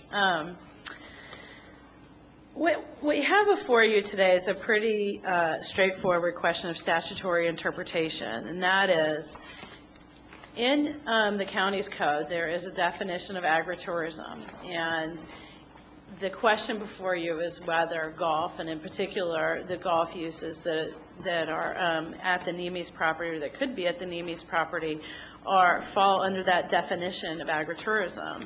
And there's a lot of information in the staff report, a lot of information in all of these letters, and in the material submitted pro and con. And I noticed when we got here today that County Council has then put together like an additional tome of information describing, I think, what other counties have done on this topic and what Mariposa County is doing, et cetera.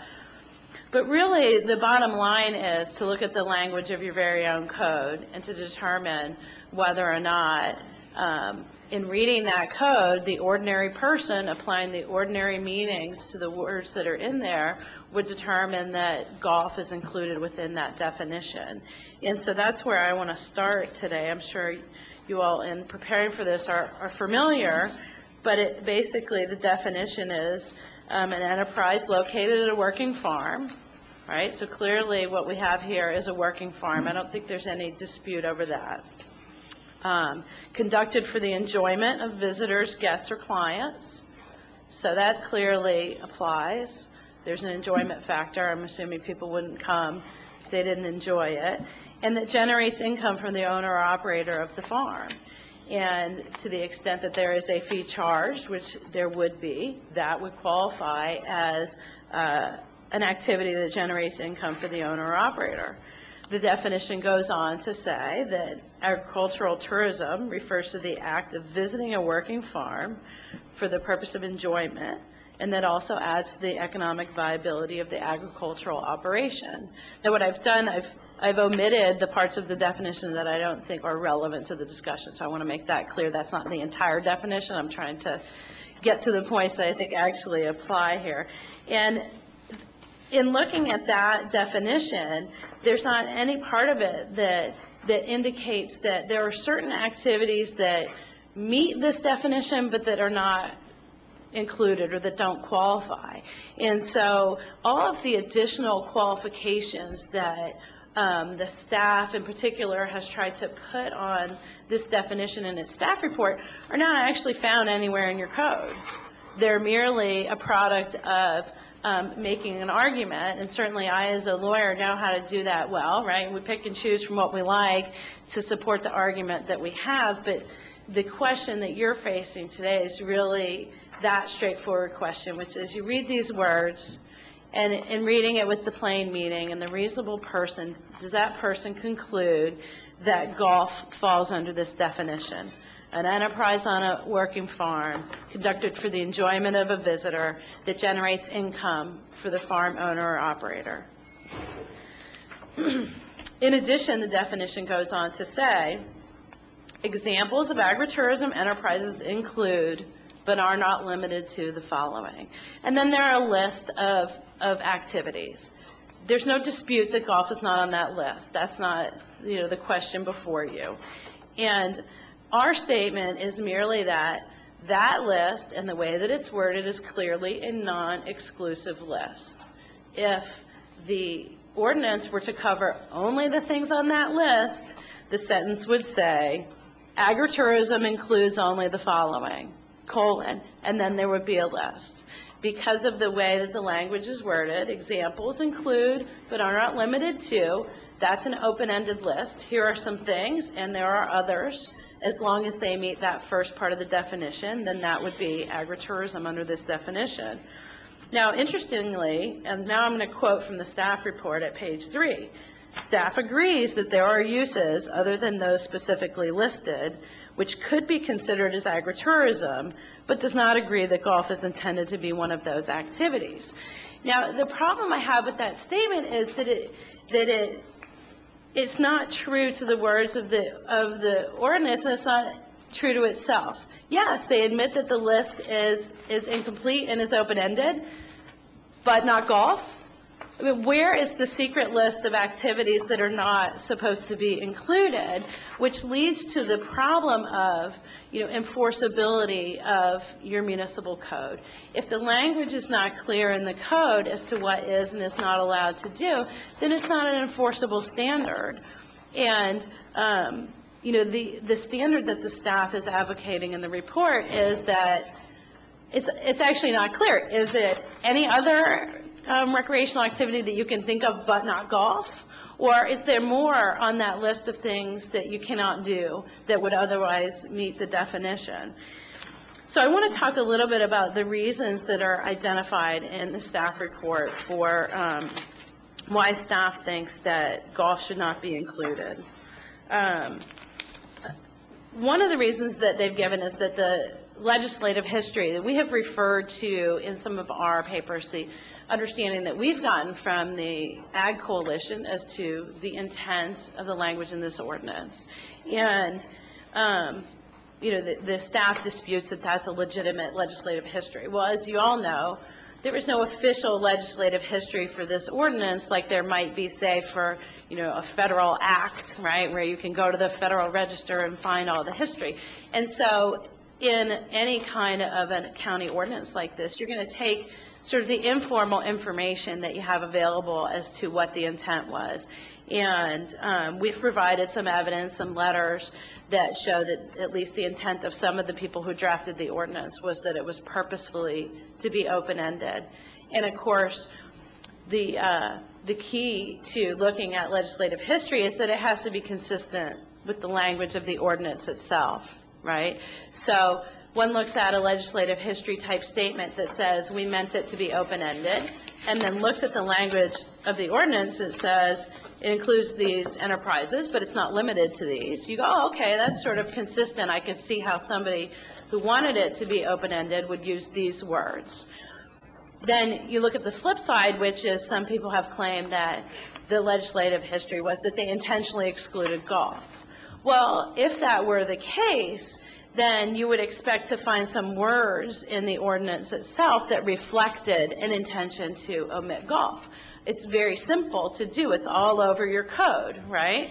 Where you have a definition and it says X means these following things, but specifically does not include the following, or includes all of these except, and it's all over your code. You don't need me to point you to the specific sections. Clearly, if somebody meant to specifically exclude golf, they knew how to draft it that way. In addition, staff claims that there's supposed to be a nexus between the activity and the farming. So the permitted agritourism activity has to be somehow connected to the farming activity. Now, again, that doesn't hold up, because even some of the things that are specifically listed in the code as agritourism have absolutely no connection to any kind of farming activity. For example, cross-country skiing. I don't know how many farming activities that you could think of, but of the ones that I could think of, not a one of them has any kind of nexus to cross-country skiing. And so again, it's sort of a after-the-fact rationalization for trying to come up with a way to exclude this golf activity, but that's not supported by what's in the code. The other aspect of this nexus argument is that reading the sentence the way that the staff is advocating is just not grammatically correct. For the phrase that applies to the active involvement in the farm activities, you would have to read it to say that it involved enjoyment in the activities. And that's just, I mean, it's just not an appropriate grammatical structure. If you were saying enjoyment relating to activities, you would say enjoyment of the activities. And like I said, the restriction, no matter how you want to read the sentence, is not supported by what's already in the code.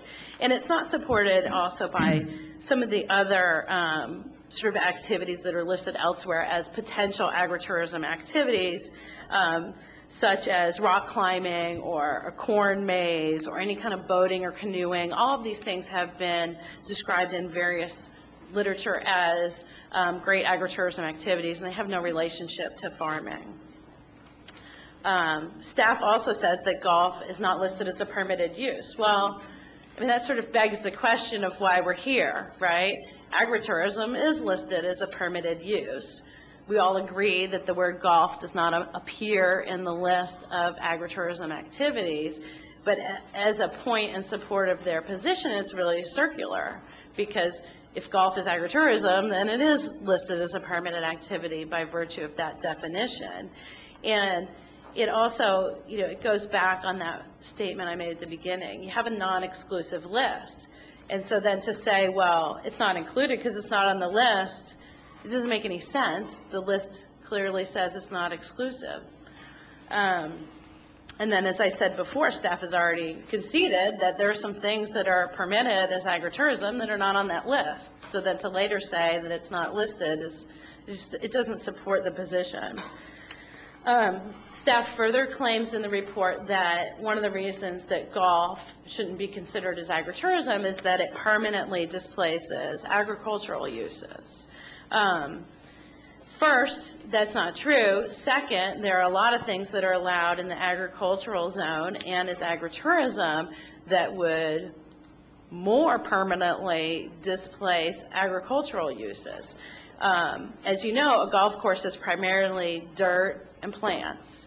And if one were to want to return that land to an active farming, particularly any type of, crop growth, one would have to grade and, and rip and disc the land, but it's not as though they would have to tear down a structure like they would if their permitted agritourism activity was to have a guest house or a guest ranch of some variety.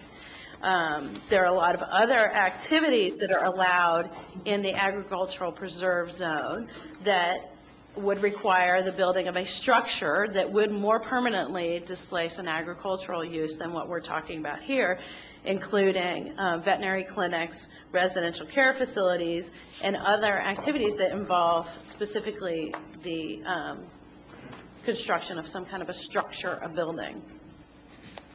The issue has also been raised that it's the ag preserve zoning and that somehow changes the effect of the agritourism definition.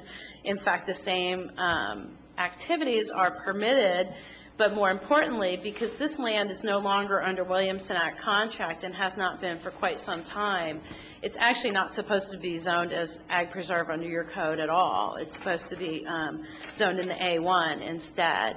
But this issue is a red herring because either under ag preserve or in A1, the definition of agritourism is the same. And as long as you fall in that definition, with fewer than 75 people, it's a permitted use. There has been much discussion and continues to be in the staff report about the initial construction of the golf course itself and whether that was a legal activity. Number one, that's not an issue in this appeal, because the question in this appeal is whether Mr. Harrington's determination that the golf uses were not allowed was, is the correct determination.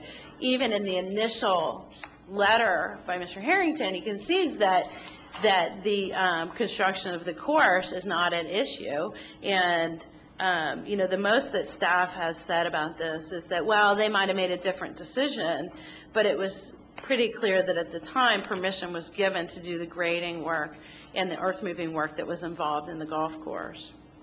The only permit that was required was a stormwater permit, and that was obtained. There have been various other allegations of violations of, endangered species or anything like that. There's no substantiation of any of that. The various resource agencies have been out to inspect the property and have not found any violations.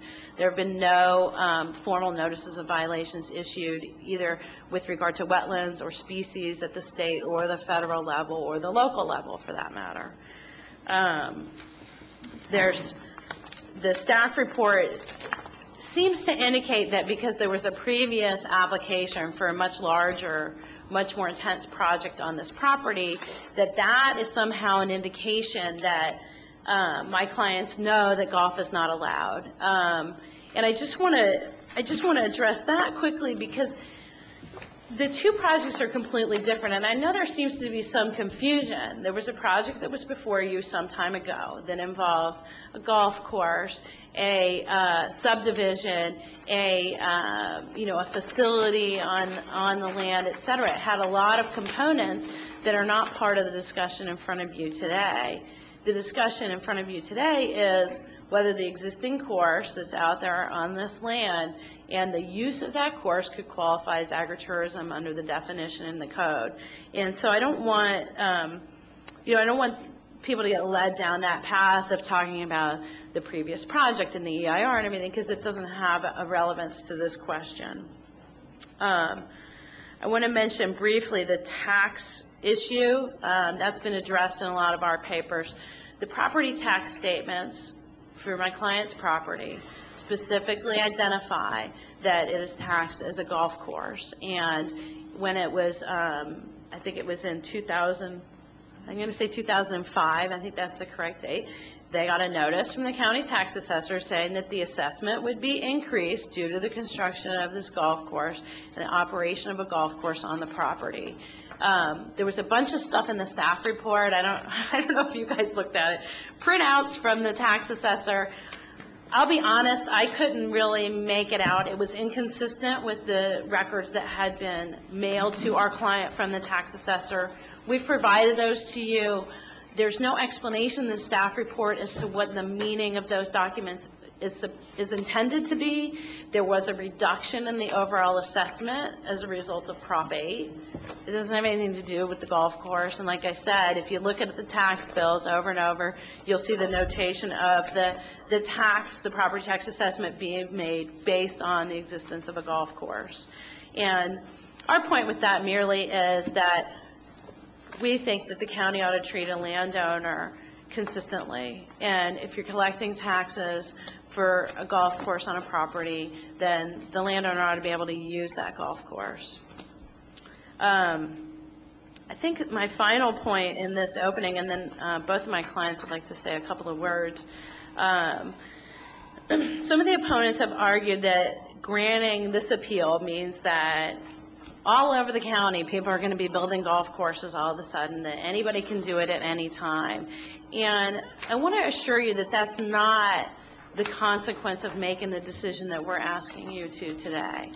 What you're saying today is that in this definition, the way that it is written now, a reasonable person reading those words would determine that it includes golf as a recreational activity that enhances the economic viability of a farm. And in applying that language to my clients who have relied on that language in the code, going backwards, looking backwards, you can't change the language that's in there and apply it backwards. That's a retroactive regulation, and that's not allowed. But what you can do, if you are concerned about the issue that's been raised by the opponents, is apply the language of the code as it is today to my client, which is what you're obligated to do, and then instruct your staff to come up with an amendment to the ordinance that says, but not golf, if that's what you want, or but not golf and not tennis or not, any of the other things that maybe concern you now that you see how this ordinance can be applied in real life. But what you can't do is change the words going backwards. And so what we're asking you to do today is to grant our appeal and overturn the Planning Commission's decision that golf does not fall under the existing definition of agritourism. It is an outdoor recreational activity. It does provide economic support for an agricultural activity, and that is agritourism under the definition.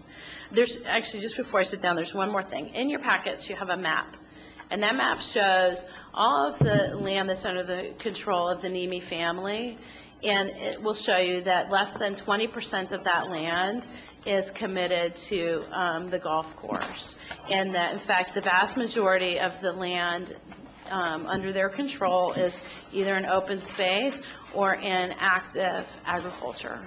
So the golf course is not, as some people have said, the primary use, and with the agricultural, just a sideline. It's actually quite the opposite.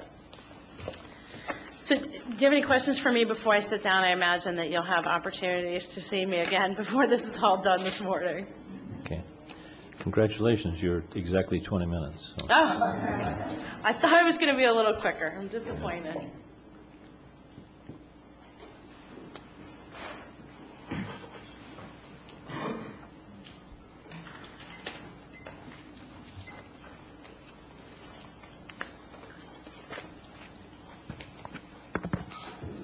We're Michael and Michelle Nemi. We reside at 9209 Hospital Road, Valley Springs. We want to take this opportunity to address the board on a few comments.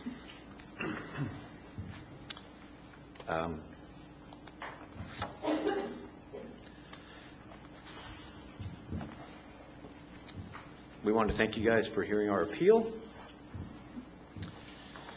We want to reiterate our commitment to resolving this matter in a way that addresses the community concerns. I want to thank the board for trying to arrange a mediation in this matter. We've been willing participants. Other parties have declined. We also offered significant community benefits to help the county achieve its policy priorities. We recognize the matter before you today is a very specific question on interpreting the county's code. We're respectfully asking you grant our appeal, choose alternative A in the staff report. This would allow us to make the first step in moving this matter in a positive direction. To stop reliving the complicated and confusing history of our original project.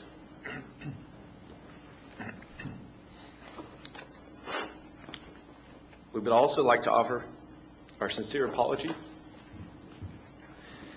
for this lengthy and difficult process and the toll it's taken on us, the community, and this board. Our whole intention the entire time was to invest in Calaveras County,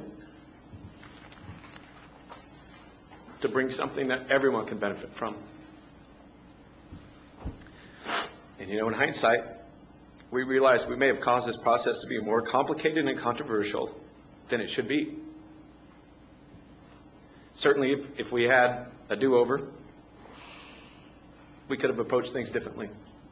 I think everybody could approach things differently. Having said that, we really want to move forward with this community in a way that allows our family to keep our ranch, sustain our agriculture operation, while offering benefits to this community. We're committed to working with this county and our neighbors to make this work for everyone. Should our appeal be granted, our family is committed to continuing our involvement in the agricultural community in Calaveras County and move forward in a very positive and cooperative fashion. And with that, Michelle, I'd like to say a few words. Thank you. Since moving here to this county 10 years ago, we've made this our home. It's where we've chosen to raise our 2 small young boys, where we've put down our roots. We've brought both of our families, and we started our family business, which was a very daunting task of revitalizing a dead ranch and starting to produce our olive orchards. If you don't grant our appeal today, we will lose our home, our farm, and our family's business. I don't think that's what any of you are about or what Calaveras County is about. We know that some people say we have made horrible mistakes, but throughout this whole ordeal, we can honestly say we were just a family trying to do the best that we could. We've done the best that we know how to do. Some say that our best wasn't good enough, but losing our home, our farm, and our livelihood seems like too harsh of a penalty. It was certainly never our intention to bring this much turmoil or controversy to this community, and we would really just like to move forward in a small way. Mr. Tryon, Mr. Wilinski, Mr. Kofanelli, Ms. Callaway, Mr. Thomas, please grant our appeal so that we can continue living and working on our family farm here in Calaveras County. Thank you.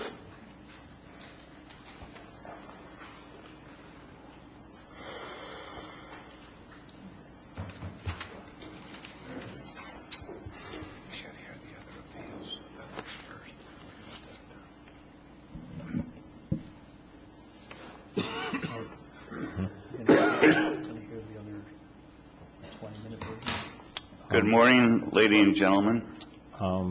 Roger, with all due respect, can we recognize you and have you just hold off for a second? I think that there may be some rebuttal to the previous comments by the opposition. Can we take your comments of support after that?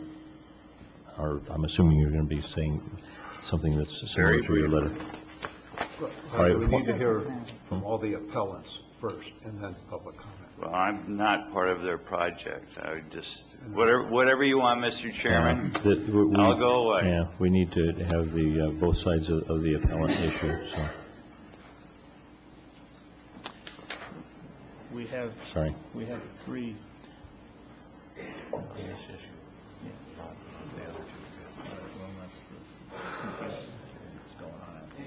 Just a process question, and I ask, obviously, if you guys are breaking the appeals down in the fashion that you're now moving through them, yes. If you make a decision on the first appeal, the NIMI's appeal, you're more or less already making a decision on CSERT, which is third. You will have already been casting it. So all I'm asking is this: you provided them, between the applicants and their attorney, 25 minutes. All I'm asking is for 10 minutes now, and instead of 20 minutes, when I have 10 minutes, 20 minutes at the end for my appeal, I'm only asking for 10 minutes. Because if we don't have a chance to provide comments now, we lose, because you're going to decide one way or the other on the matter that is really of most importance here, which is tied to all of our appeals. So all I'm specifically asking in terms of process is, at this time, instead of 3 minutes, which is what it appears you're asking us, to have 10 minutes now, and I'll cut out 10 minutes of my 20 minutes at the third appeal. So I'm asking for your board. What's the wish of the other appellant? Russ, didn't you say that we were going to hear all 3 appellants initially? That was my understanding. I think you have to hear all 3 appellants. So they are interrelated. But it was my, based on what Mr. White said, is that when this was before the Planning Commission, they took each item on a standalone basis. They didn't Well, mix. to clarify what I said, actually, the Planning Commission did hear from all the appellants at one time and all of the public comment at one time, All right. but chose to deal with each of the individual appeals separately when it came back to them for decision. Well, I'm sorry if I didn't make that clear. I misunderstood what you said then. I would also like to express my desire to hear all the presentations up front, because they are interrelated, and then move to public comment about all of that, and then have our deliberations separated into those three categories.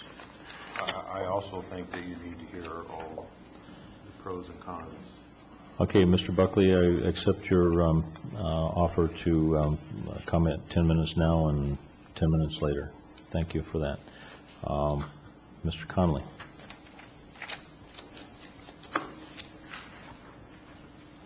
So make sure I understand, do I have 10 minutes or 20 as we did down below before the Planning Commission? Everybody has to have the same. Everybody has to have the same 20 minutes. Go Okay. ahead. Hopefully I won't need it. There's an issue before the Board of Supervisors today about who's going to bear the brunt of some mistakes that were made by the applicant. And there is nobody from Calaveras County who's going to stand up here today and cry. But it is Calaveras County that is going to carry the burden of a golf course on agricultural land, and it is Calaveras County that is going to carry the burden of opening the floodgates if you follow the definitions that are offered by the NIMI's attorneys, and it is Calaveras County that is going to suffer those burdens. And that's the issue. There has been many a defendant before the docket who has stood up at sentencing and cried and begged for mercy and pled that their past wrongs were certainly not good decisions. But nonetheless, it is not the duty of a judge at that point to absolve them. It's not a religious issue. And neither is it the duty of the Board of Supervisors to make a bad decision for the county out of a feeling of sympathy for an unfortunate situation. I was amazed that counsel stood up here for the NIMI's and said, you know, the past history is not important. We don't need to look to the past. And then she turned around within 2 sentences and said, my clients relied on representations that were made to them. They're innocent victims of what they were told by the county. And I was amazed by I want to say, the hypocrisy of on one moment standing there telling you that you have to ignore the prior EIR, you have to ignore the history, but at the same time, you have to consider it. And I think you should consider it. And let's be realistic about the history of this. The NIMI's used the term that they inherited a dead ranch. There's nothing dead about the ranch that the NIMI's inherited. It was an agricultural operation. It grazed cattle or sheep or other livestock. It was no more dead than the surrounding property that's operated as livestock operations today. Now, they may have looked at it coming into Calaveras County envisioning a golf course and considered anything that doesn't have a golf course on it as dead. But quite frankly, I resent that, and I resent the implication that agricultural land serves no purpose. Agricultural land generates profits. It takes very little police services. It takes very little fire services. It takes relatively few ambulance trips. It is, in fact, as most studies have shown, a positive economic benefit to the county. We did not have a dead ranch, and they did not inherit one. Now, let's talk about the history from that point forward. On June 28th of 2001, in your staff report, the agricultural commissioner wrote and indicated that golf courses are not allowed on Williamson Act land. That's 8 years ago. On August 9th, 2001, the county planning department wrote to the NIMI's and said golf is not allowed, and a golf course is not allowed on AP zoned land. On October 1st, 2003, the NIMI's themselves requested a zoning change to allow golf play on agricultural land. They were notified by your representative that it was not allowed and they could proceed. They elected not to proceed. In 2005, then, you began your process of making a determination of what would be agritourism in Calaveras County. It doesn't matter what happened in Poland. It doesn't matter what happened in every other county. It's not just a matter of statutory interpretation. It's a matter of the real history of what happened here. Your staff report indicates that golf courses were not allowed and determined to be consistent with agricultural property and are not an agritourism use. When counsel for the Nemes stood up here, she read every part of the definition of agritourism except the relevant one. The relevant one is the phrase that's included in your staff report that says, quote, in the activities of the farm/ranch or agricultural operation. That is the critical phrase that makes the fact that a golf course is not consistent with agritourism. Now, based on that misrepresentation of what agritourism is, and that's right out of your own definition, your own code, she then went ahead with the rest of her presentation. But it was on that false premise, that omission of the critical term of agritourism, that she proceeded. Let's go back to the history. On February 9th of 2006, Bob Selman wrote the Nemes and indicated that golf courses, public or private, are not allowed under the current zoning of his property. That was a decision that could have been appealed, just as this one was, and was not appealed. On February 2nd, 2006, the Department of Conservation wrote and said golf courses are not consistent with the Williamson Act property. His property was Williamson Act property. He commenced the construction of the golf course prior to its expiration. On January 31st, 2008, the Department of Conservation again wrote and said golf courses are not consistent. It appears there may have been a breach of the Williamson Act contract between the Nemes and Calaveras County. On February 9th, 2009, your staff report concluded that a golf course is inconsistent with the AP zone in which the Nemes property is. It indicated that staff has basically been misled up to that point, and it also referred to Mr. Selman's letter of February 9th, 2006, which had not been appealed. The April 28th staff report made the same indications. Golf course is not consistent with that. And then you have the entire final environmental impact report on the project that came before you earlier, of which a golf course and a scaled-down version was an alternative to that project, which indicated it's not consistent with their land. So when somebody stands before you after 8 years of history, beginning in June of 2001, telling you that they are entitled to rely on representations of the county that they did something legal, that is not accurate. It is not consistent with the written and clear record of the case. What's worse is this was a strategic decision that we pointed out at the beginning of the EIR process. And it was to apply upon you exactly the pressure that is being applied upon you today.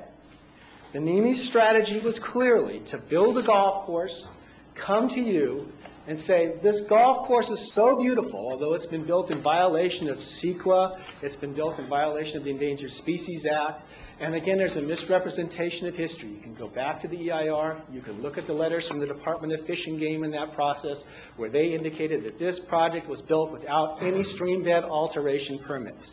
Yes, they have had game wardens come out and make sure that there are appropriate types of fish in the ponds. Yes, they have had game wardens walk through the property. The written record through the EIR process is absolutely clear. They did not obtain the necessary permits. And again, we can't allow history to be revised here before the board. Let's go back to the definition of golf, the definition of agritourism. It has to be the participation in an activity of the farmer, ranch, or agricultural operation under your own definition. This is not. They said, let me go through counsel's arguments. She said that the ordinance lists allowed uses, and it's open-ended, and golf is not listed. Your ordinance, as your staff has pointed out, is in terms of listing the uses that are allowed in various zones. Golf is listed in the recreation zone and in other zones. It is not listed in the agricultural zone. Your history of the agritourism ordinance specifically shows that golf courses were not admitted. The testimony of one or two individuals who may have been a minority in that process saying they intended golf to be included is not legislated history. You can always find a minority whose interests were not followed and whose decision did not become the final decision, and their intent will certainly be different. There were examples given to you of cross-country skiing, and there are other uses that would be allowed as agritourism, hiking, for example. So let's look at those. There is a great logic behind those. Someone who's cross-country skiing is not displacing any type of agricultural operation. If he's got enough snow on the ground to ski, it's very unlikely that there's a cow going to be grazing beside him. I suppose it's possible. But those operations can happen in complete conjunction with the agricultural operation. The golf course, on the other hand, completely displaces 100 acres of agricultural land. You have the EIR that was produced in this project originally, which shows that these types of operations are inconsistent with agricultural operations.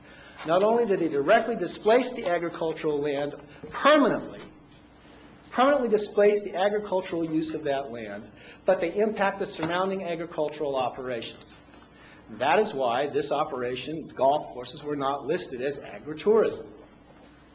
Now, the next argument that she makes is, continue through, is that there was no, we've already gone through, there's no substantial history of violations. There was a substantial history of violations of this project. She cites the example that we've dealt with before as it's being taxed by the assessor as a golf course, and therefore the county's taking an inconsistent position. And we've dealt with this before as well. First of all, it is not the assessor who determines land use in Calaveras County. It is the Board of Supervisors, the Planning Commission, the Planning Department, and your zoning ordinances. It doesn't matter what the assessor taxes the property on. And I've used this example before you and before the Planning Commission. If there was an illegal structure there that was operated as a house of ill repute, the assessor would tax it based on what's on the property, legal or illegal. That's his job. But that doesn't mean you, as the Board of Supervisors, have to condone the house of ill repute on agricultural property because the assessor is taxing it at a certain value. It's irrelevant what the assessor taxes the property. There's an argument that was made that you need to consider the displacement of agricultural land based on the value of the land that the Nemes control. Again, a nonsensical legal argument. They're turning to the property that possibly relative zone, possibly friend zone, possibly supporter zone, and saying because we're only displacing 20% and we've got property that we can point to that's not part of this project, not part of this parcel, that therefore that's an allowed agritourism use. Again, absolutely nonsensical legal argument. The argument makes no legal sense. This is not a situation where they're coming into you saying, we put a conservation easement on 1,000 acres of surrounding land, and therefore we can guarantee you that there's going to be no development of that surrounding land, and it's not going to expand any further, and it's not going to impact the surrounding operations. That guarantee is not before you. Most importantly, what we want to point out is, and why the history is important, is because if you elect today to determine that agritourism allows golf courses, that in and of itself is a change, a de facto change in what you're allowing under your ordinances, and in fact is a project. And if it is a project under CEQA, if you are now coming back and saying we're going to allow golf courses, there has to be an environmental review of that. And to come back and say, and they may come back and say, well, every conditional use, if you allow golf courses as a conditional use in the agricultural zone as agritourism, there'll be an EIR for every individual golf course. That's not what I'm talking about. If you're going to allow an open-ended definition which would allow golf courses and an unknown number of other uses in your agricultural zone as agritourism that displace agricultural land, that do not involve participation in the agricultural activities of the property, then an environmental impact review is required. And why is it required? It's required because we know from this golf course, even the scaled-down version of this golf course, as considered in the filing EIR, which did not include a clubhouse, which did not include most of the accessory uses, the impacts on the surrounding agricultural land, the use of water, were all still considered significant adverse environmental impacts. And you'll be facing those impacts on every parcel of property in Calaveras County, potentially, that is zoned AP or A1 if that's what you determine. So our position is, in agreement with your staff and in agreement with the Planning Commission, that golf and golf courses are not agritourism. They are not consistent with agricultural operations. They are not allowed in the agriculturally zoned property. And if you need to make the determination that they are, then it requires CEQA review, an environmental impact report, and a formal amendment to your agritourism ordinance and to your agricultural ordinance. Thank you. Thank you, Mr. Conley.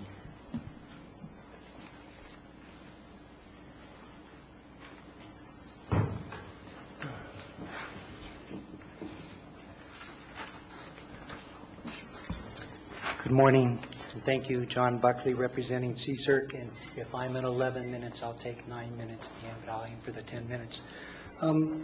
The question before you today, as I know all of you are aware, it's not whether the Nemes are charming people. They are. It's not whether they're in a sad condition. They are.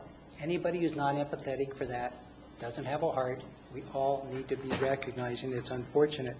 We also need to recognize, though, that neighbors of this activity, of this area, have also had their emotions for many years.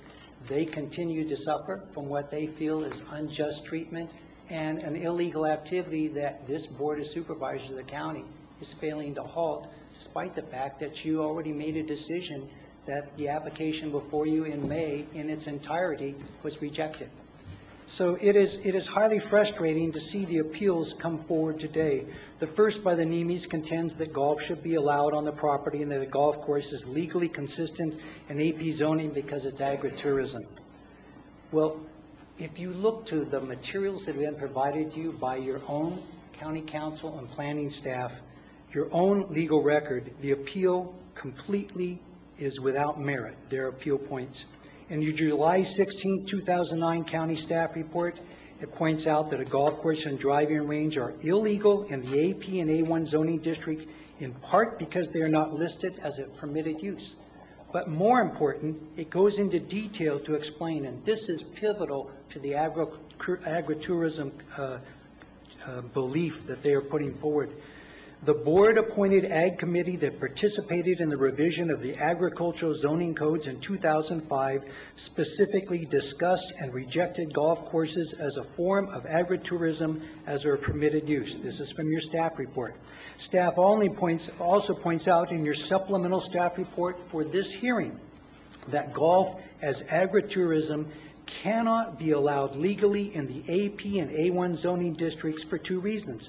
First, the majority of the permitted and conditional uses in those zoning districts must directly relate to agricultural activities. And two, a golf course is a permanent facility that effectively precludes use of the land for agriculture and thus is directly at odds with the legal purpose of the AP zone. That's from your staff.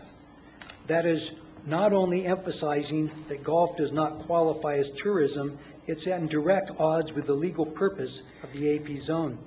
Your staff report also points out something that was exemplified today by the attorney representing the Nemes, that the Nemes take the definition for agritourism out of context. And today, again, she left out the key words that the previous speaker inserted back in. Title 17, as the act of visiting an agricultural operation for the purpose of enjoyment, education, or active involvement in the activities of the farm, ranch, or agricultural operation. No court will ever find that a golf course is an activity of a farm, ranch, agricultural operation. Your wording, your definition precludes that because it is not a very clear activity of a farm, ranch, agricultural operation. A golf course does not meet the clear language of the county definition.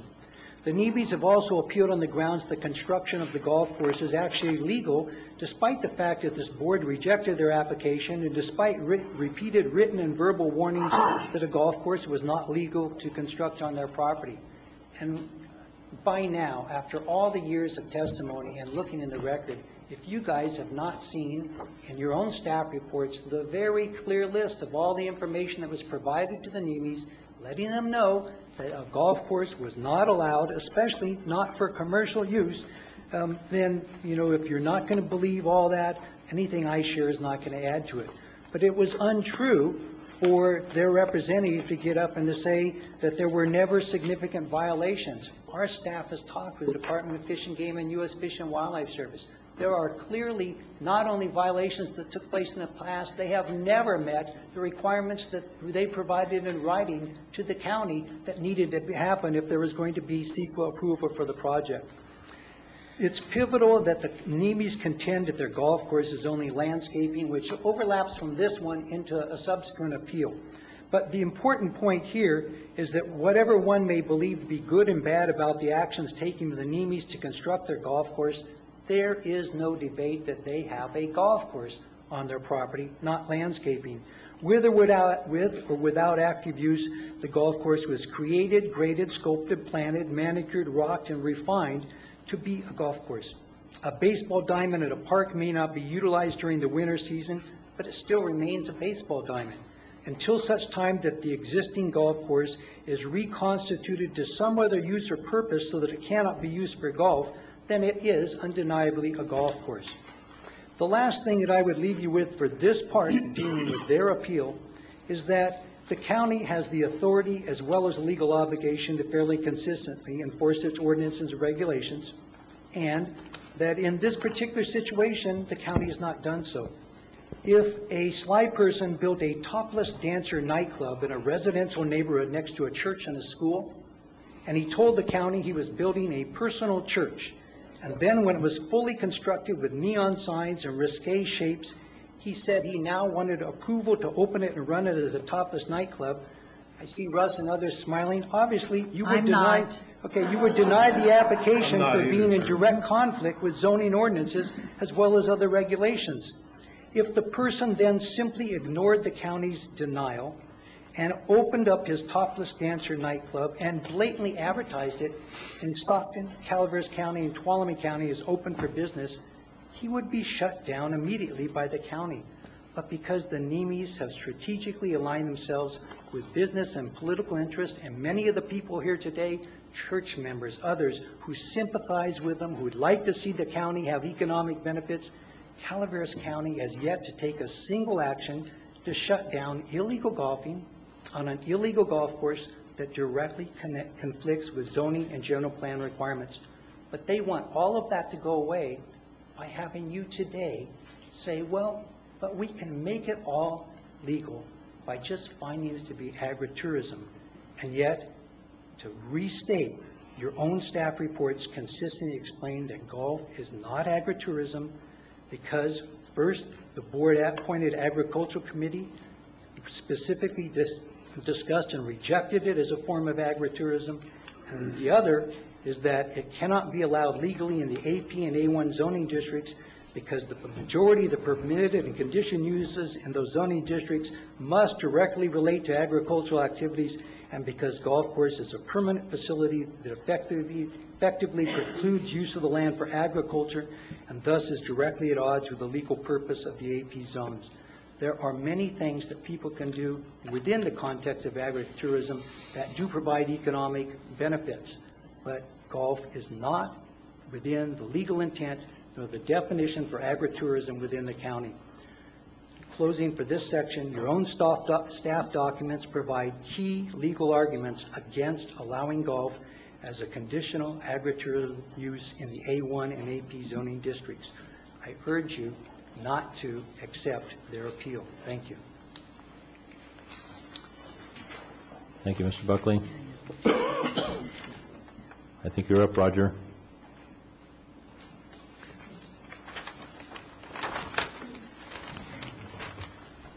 Ladies and gentlemen, number one, I apologize for not remembering what your current processes are. It's been a long time since I've been here, but I must admit this morning was very entertaining to me. My sole purpose, however, today is I am here, Roger Pitto, President of the Calaveras County Chamber of Commerce, at the request of the Chamber of Commerce and my Board of Directors, to read out loud a letter that's been submitted in your packet. I now understand because there's one clarification in particular I would like to make in it personally. So I'm speaking on behalf of the Chamber of Commerce. I'll just read it, Russ, as fast as I can. I think I beat 3 minutes. Okay. It's dated September 21st, addressed to your board. regarding the Trinitas project. Dear Supervisors, the Board of Directors of the Calaveras County Chamber of Commerce is continuing its full support of the Trinitas project, and we urge your approval that the Trinitas Golf Course be a suitable land use under the category of agritourism. The Chamber's mission includes encouraging and supporting local economic development. We believe that today's terrible economy calls for as much flexibility as you can allow when interpreting land use. We have long been concerned about the integrity and efficiency of the county processes for approval of new development and business. We know that mistakes have been made by all sides. There is more than anecdotal evidence, that inconsistent policies and inconsistent application of policies have been applied to Trinitas. We also believe that there aren't any developers that won't clearly state that the current processes are unclear, inflexible, and constantly changing. It is a shame that this project could not have been resolved by mediation, and we have seen the points in the mediation paper presented by the NEMIs to us. We respectfully ask that you approve golf as an appropriate use of agritourism. Sincerely, the Board of Directors of the Calaveras County Chamber of Commerce. My one point I would like to make out is the first sentence in the third paragraph we do not feel applies at all to the new building department and the new planning department. Thank you. Thank you, Mr. Pitto.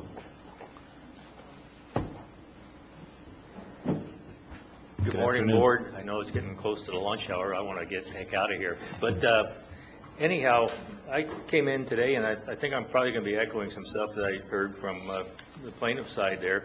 But my name is Les Martin. I reside at 8221 Olive Branch Lane, Valley Springs. I grow wine grapes and olives, as do many of our neighbors.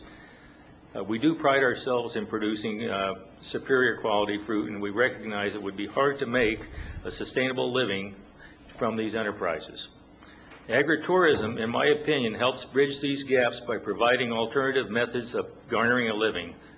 There are many definitions of agritourism, but it seems that all have a common theme which combines the elements of farm life with the elements of the tourism industry.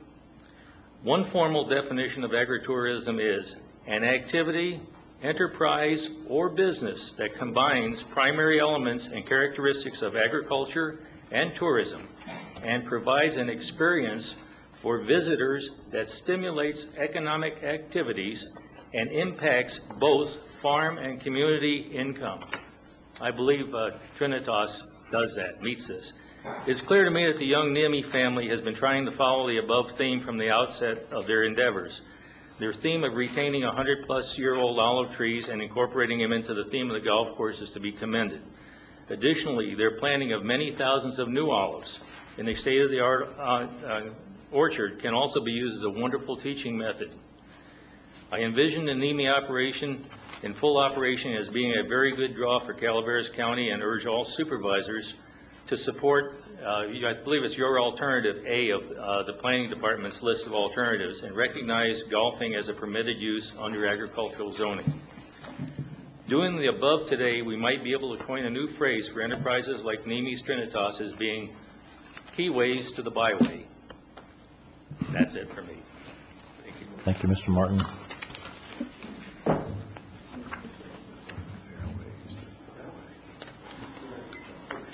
Are we going to break for lunch?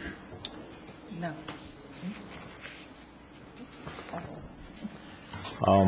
The question is, are we going to break for lunch? We did fill out some lunch requests, so the board will be taking about a half-hour lunch break at an appropriate spot, which won't be too much longer. Good afternoon, sir. This will be quick. My name is Bill McGladry. I live about 2 miles from Trinitas. I am dressed in Western attire because I appreciate the rural lifestyle of this county. And I would tell you that I enjoy riding horses much more than playing golf, and I also enjoy cross-country skiing more than playing golf. I also appreciate the Western concept of private property rights. As much as I enjoy the heritage of the cattle industry in this area, I do not think that a cattle ranch is well suited for agritourism. The Trinitas property is zoned for agritourism, and even though I personally like horses more than golf, I don't think a cattle ranch will draw nearly as many tourists to this area as golf. I don't think a cowpoke on his horse or pulling a trailer is going to be nearly as likely to buy a bottle of olive oil as a golfer coming to visit with his family or business associates. Alternative A is not going to open a floodgate of golf courses. Golf courses are very expensive to build, and after seeing what the Nemes have gone through, I can't imagine anyone being excited about building another golf course in this county. I also have a great appreciation for fish and wildlife as I serve on the County Fish and Game Commission. The Trinitas property has done much, much more for the benefit of fish and wildlife in the area than a cattle ranch would ever do. Also, the Nemes have offered to have fishing tournaments for the youth of our county on their ponds, which is a wonderful and unique opportunity for these kids. I do not think it is possible to find a better combination of stewardship for the land, opportunities for employment and recreation, and tax revenues for this county than what Mike and Michelle Neme have given us with Trinitas. Thank you. Thank you, Mr. McGladrey. Good afternoon, ladies and gentlemen. My name is Joan Bowl. I live at 7124 Osquital Road, and the water, as I never mentioned before, has affected me.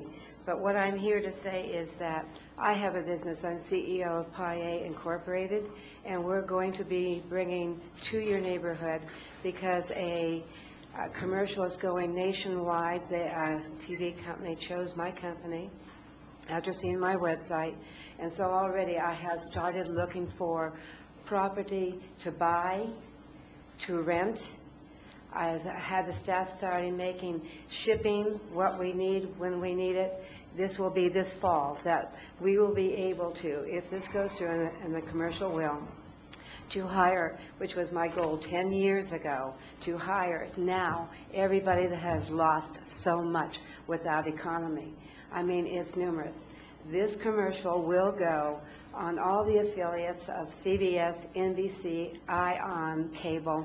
It should hit in prime time only 80 million people. If that can bring just 100,000, look at the people that I intend to hire. I've already looked for places, so we're already in that trend. What I am trying to follow is your rules, your permits. As a business company, I have to have a license every year in order to do my business in your county. So don't get me wrong, I'm not really advocating, though I am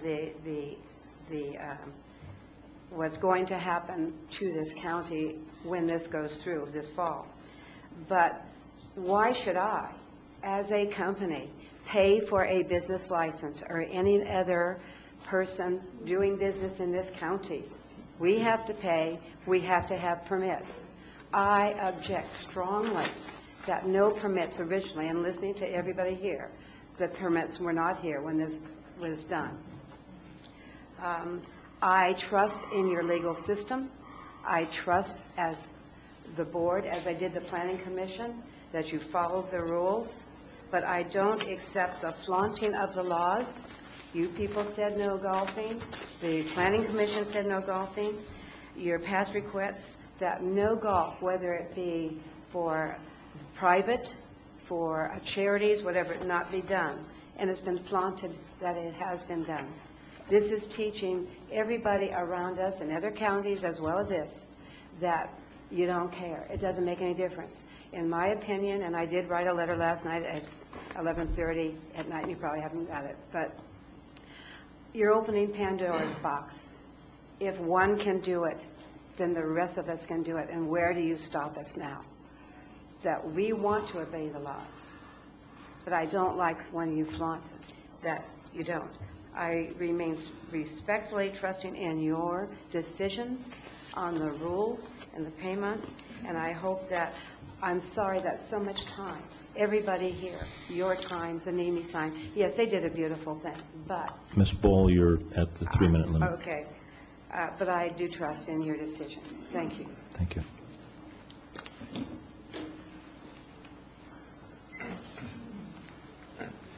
My name is Frances Sampson. I thank you for this opportunity. Gary Tuffanella, you are our representative, our district representative. I do believe that you are very hardworking, and I do appreciate the service that you do give to our district. Understand that. I disagree with you strongly on Trinitas, but I do thank you. Trinitas at this point in time is very peaceful, very calm, very beautiful, excuse me, because it is not operating at its full potential. But keep in mind that there are some who see this as beautiful watered greens. There are others that see this as dried wells, excuse me, and mortgaging their homes to have new wells put in. There are some that see babbling brooks. There are others that vision the noises of concerts, the ugly night lighting. There are some that envision money coming into the counties. But if you have ever driven down Hospital Road that fronts this property, you'll understand what I'm saying.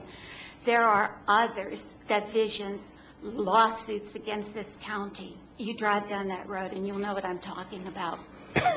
And there are some that see garbage strewn out on the roads. Remember, this is not operating at its full potential. There's, fast food things, papers, goodness knows, California's highways are, some of them are a disgrace. People just don't seem to care anymore.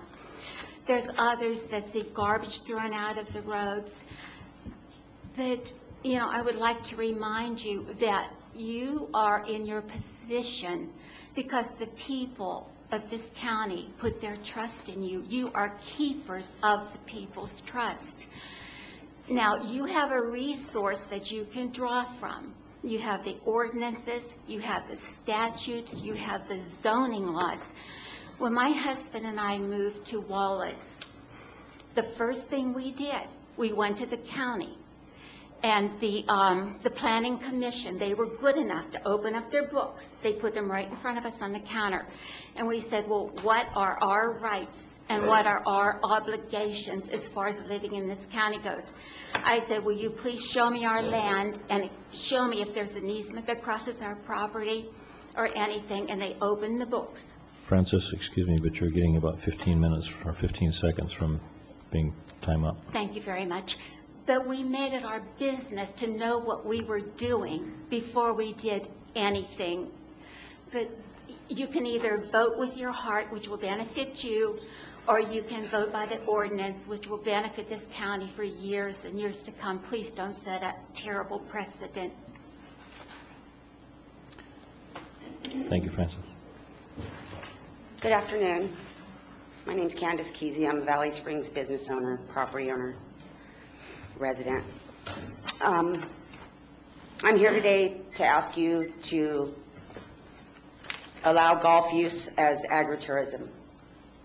It seems to me that every issue against this project could easily be resolved, and from an outsider looking in, the Nemes, they have tried everything they could. First it was the water. They had CCWD come in, to get a grant for the pipeline. Okay, so that could have been resolved. It just seems like one thing after another. There's been water issues out there way before the Nemes. Everybody knows that. Way before the Nemes even moved to this county. They've had water issues out there.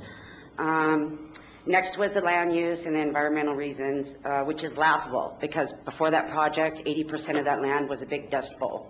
There wasn't cows on it, not all that property, nothing. It was a big dust bowl. A lot of it wasn't even fenced. Now it's beautiful. There's trees and fish, birds, all kinds of wildlife. It seems to me that after all the time and money that has been spent to make sure these issues are not issues, and that in fact Trinitas will be an asset to this county in many ways, still here we are. You five have the power to approve this. You five were voted in by the people. The majority of the people want this project. They want this project. So I'm going to leave here today, and I'm going to ask you as a Calaveras resident, business owner, property owner, that you must approve golf use as agritourism. Thank you. Thank you, Candace.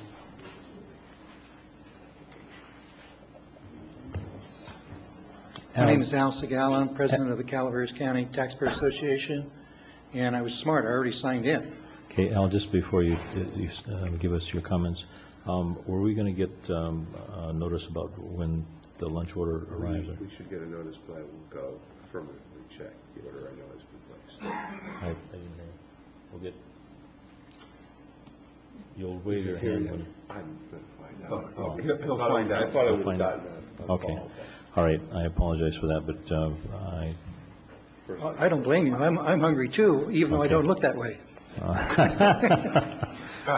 I wouldn't have said that. Okay, the Thanks, Al. taxpayers are interested basically in two things. One is the wise use of our tax money, and we really thank you for doing that, including our tax collector. And also, we are concerned about good government. And good government means being fair with people and not doing things that would oppress their basic rights. We agree with Steve, particularly in his research of the purposes of founding this country. He discovered some things with the Constitution. And I'd like to share something that is a higher law than the zoning law. It's even higher than a majority of people that would want something or not want something. This law is our Constitution. And nowadays, many representatives have not even read the Constitution, even though practically all our representatives have sworn to uphold it. How can you be sworn to uphold something you don't read or don't understand? It's like passing a law without reading it. You haven't done that, but there's others that have. I'd like to refer you to our Constitution, the Fifth Amendment. No person shall, and with a few dots, be deprived of life, liberty, or property without due process of law. The question is this due process occurring? Is the property owner being treated fairly? On the other hand, is this a case of regulatory oppression? As a taxpayer, we're grateful that the tax collector is taxing them as a golf course and we're getting more money. That means the rest of us are taxed less and we don't have to fire government employees. But on the other hand, if the county is committing a regulatory oppression against these people, we taxpayers have a problem. One problem is legal liability, and the other problem is the destruction of our economy. People will not invest in our county if they believe they don't have rights to use their property as they see fit within reason. And so I would urge you to vote for that Section A and approve their limited use of their golf course. Thank you. Thank you, Mr. Segala. My name is Steve Watson, and what I have to say here probably won't have any bearing on your decision, but I need to get it off my chest. I don't speak publicly very well, so bear with me. I think what's taken place here is a shame that it's gotten this far. And in today's economy, in the state of this country is divided right down to this county. And we all need to, at some point, agree to disagree. But at this point, we all need to come together as a community and work together and support each other instead of dragging these things through the mud continuously, and work together to improve our communities. Whether things were done right or wrong, you know, those rights and those wrongs need to be corrected, and things need to be put in place to prevent them. But what's going on here is just wrong, and for somebody to make a comment about somebody's emotions up here is flat out wrong, and you need to leave the personal side of things out of it. Man wearing a pair of cowboy boots over there make comments, and the cowboy wouldn't treat another man that way. Okay? And this land out here, I own 300 acres of this land, and I try to make a living off of agriculture only, AP. I raise cattle and I grow hay. I put up 200 ton of hay a year, and I got 80 head of cattle on that property, and I can't make ends meet ag preserve. Okay? Ain't going to happen. Unless the people that stand before you and say, yes, you can, you're doing something wrong. No, because that land has been in their family for years and years and has been paid for. So they don't have that overhead. My land is an ag preserve because basically I don't have to pay as big a tax on it. That's the only reason it's in it. So I urge you supervisors to look at the law, because that's basically what this has come down to, is a legal issue now. Nothing anybody in this room is going to say, and it's all going to be repeat, is going to change that. You have to look at it from a legal aspect and make the right decision, and I urge you to make the right decision, because it would benefit this community. It would benefit the youth and the potential of the growth and the things that can take place in this community. And I'm in the water well business. And the people that are having problems with their water wells have not approached me, because I can solve those problems, and I guarantee you the sand in the wells isn't because of the Nemes golf course. Once again, I put forth to you my company's resources to answer any of those water well problems or concerns, but nobody has come to me yet. Thank you. Mr. Watson, I appreciate your revealing that you're in the water well business. There very well could be some questions that you could answer from the board this afternoon. We're going to be taking a break now for our lunch, but if you could stick around. Steve, I'd like to see you when we go to break on an unrelated matter. Okay? Okay, I'm going to take one more person before we break. Good morning. I'll attempt to be brief. My name is Kendall, last name Bates. I'm a banker. I also am a lawyer. I am a bank lawyer, an attorney who spent 20 years practicing for banks. I'm here as a vice president of Community Bank of San Joaquin. We are the trustee holder, that's a matter of public record, on a 160-acre parcel and on a 120-acre parcel that I understand constitute, there's a single-family residence, some other buildings, and the bulk of the golf course. I need to make this, my job responsibility is to be in charge of special assets at the bank, hence the dual specialization. I am the one who caused there to be a foreclosure procedure commenced with respect to these two properties. It is set for Friday. I suppose I'm the world's expert on whether or not that sale will take place, and unless there's some change, unless there's some possibility of increased value for this property, that sale will take place this Friday. I will be there. Unless there's a change, that will happen. Don't like that. I like to think that our business of banking can be a business of solving problems. It's very hard to do under these circumstances. I absolutely recognize the difficulty that this board is operating under to try to take a very difficult situation and make a solution that will be good for the county. I respect that. I would like to think that our bank is trying to do the same thing. There are many who've criticized us for waiting this long. But we like to be different than some other banks in not just automatically going in and enforcing our legal rights. We're trying to solve problems. That's why it's delayed this far. Our hands are tied, and the foreclosure will happen unless something can happen. That's our input. Again, I appreciate the difficulty this board is operating under. We're not asking for a handout. We valued our collateral not as a golf course, but as it exists. And if we have to, will exercise our legal rights and will enforce our rights as to that collateral. I dearly hope that more can be made for everybody's benefit. Would my bank benefit of this increase in value? Yes, it would. So take that into account. I do have an interest. But looked at from an overview situation, it really does seem like it makes sense to try to solve a problem and make something good out of a lot of mistakes and confusion and difficulty. Thank you very much. Thank you very much, Mr. Bates. All right. I talked about a 30-minute break for lunch. I would like to see all of you back here at about 5 minutes after 1.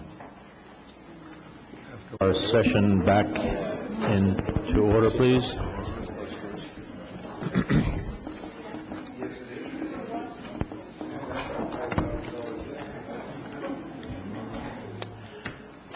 Okay, I hope that everybody was able to get a little nourishment. It felt good to take a little bit of a break. Okay, the public portion of this issue is still open. Anyone wishing to make a comment with new and fresh material, please come forward.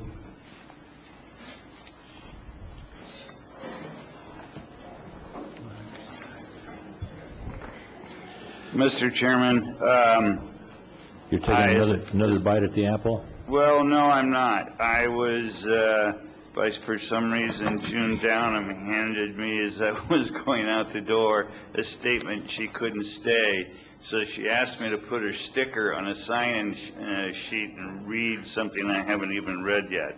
If that's out of order, I won't read it.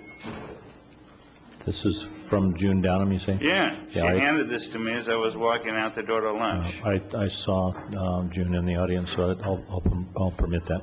Okay, so I'll put this down. I'll read it the best I can. It's small writing for me. I would like to take this opportunity to comment on Mr. Harrington's letter, the Planning Commission's recommendation, and a staff report.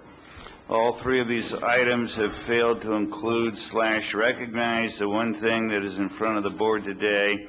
That is the opportunity that this matter represents. Favoring a broad interpretation of the zoning code will send the message to the public, to landowners, to entrepreneurs, to banks, that Calaveras County is a county that says yes, yes to innovation, yes to business, yes to let's figure out how to make it work, rather than no, it can't be done. Today's economy is the worst that this generation has ever faced. The county and the state on a brink of, I'm just reading it word for word, on a brink of economic collapse, and it is just unconscionable to think that this young family has been fighting to invest in this community for over 5 years.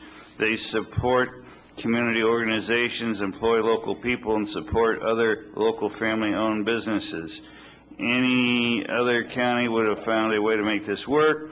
Today is an opportunity for this board to turn the whole issue around, make Calaveras County a county of yes, and make this happen to save this family's agritourism business, attract business investment and visitors to our area, and boost our local economy. I urge the board to vote yes on alternative A as proposed in the staff report for the benefit of the entire community. Thank you for the opportunity to comment. June Down. Thank you for reading that. If you would like this, or whatever. Give it to the clerk. Good afternoon. Hi. My name is Charles Corbin. I live at 7816 Paso Drive, which is just south of South Worth, so I'm in the neighborhood. We've been there for 12 years. We moved there when my wife retired. I'm still working in the Bay Area, so I'm one of those mega commuters, and I hear the people starting out at about 3 in the morning headed down that way. The character of the neighborhood is there's a lot of us are people that moved in from the city. I'd say that probably over half of my neighbors came from the Bay Area. There's some from Stockton and local communities. My wife and I are originally from Stockton, born and raised there, In the late 60s, Uncle Sam said he needed some of my time, so we left Stockton and then ended up in the semiconductor industry down in the Bay Area. But we've always wanted to come back home because this is the general area that we grew up in. And I used to hunt and fish in this area in Calaveras County years ago. The neighborhood is a lot of retirees, a lot of mega commuters, and a few young families, not a large number. Most of the parcels, I would say, would probably be like 5 acres. There's some 10s, maybe some 20s. But to call us ranches or farms would really be a stretch. For most of it, it's a hobby for us. I've got 70 trees, and it's my therapy. So I've worked in a R&D lab a good part of my life. I like being out. I like watching things grow. But I also know that it's not going to stay that way forever because there's pressure from the city people moving this way. And the west end of the county is the one that seems to be absorbing the most of it right now because it's easier commute for those that have to go to Sacramento, Stockton, or Palo Alto, wherever we have to go. And to try to keep it rural is it's a noble effort. I like the quiet. I like the wild turkeys wandering through across the front lawn. I think all of that's great. I don't think it's realistic. And I think that we need things like the golf course and a few other things to bring income into the area, bring jobs into the area, create a larger tax base. And I am not a golfer. My last game of golf was in college, and that was 1966. So I'm not really into that. I'm not looking for any free rounds of golf at Trinitas, but I think it is an asset to the neighborhood. I've heard of all the water issues. I heard about it the first day that we moved here from my neighbor on the east side. He'd been there about 20 years. He was on his 3rd pump. He said, get used to it. You're going to pump sand like crazy. And he's right. First couple of years it was really bad. After that it kind of tapers off. But I still get sand from time to time. And I just figure it's part of the price of living here. And eventually I'm going to have to put in a new pump. And it's just, I accept that. I also accept that the people out there with the 80, the 40, and the 20-acre parcels are going to be breaking them down into 5s. Hopefully no smaller than that. And I'm going to have lots of neighbors. 12 years ago, there was a few. When I go out in the evening to look around, I see lights all over the place now. I'm out of time. Just about. Okay, good enough. That's all I have to say. Oh, I urge you to approve the NIMI's appeal. Thank you. Thank you, Mr. Corbin.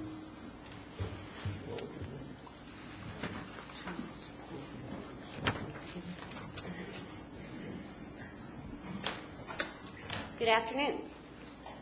My name is Lynette Hospital. I live at 9664 Hospital Road, right across from Trinidad. I've told you before about my water problems. I'm even having more. I've got 2 filters here that I can show you. I was told to change the filter in 4 months. Well, I had to have the pump guy come out because the pressure went down. I constantly have problems with my pressure. He couldn't get it off with a normal little thing that we had. He had to use a big old wrench.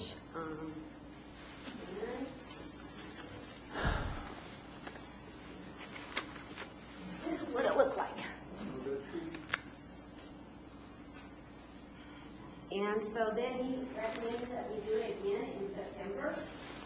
He came by September 26th. He thought he could get it off because he put it on by hand. He couldn't get it off. He had to use a wrench again.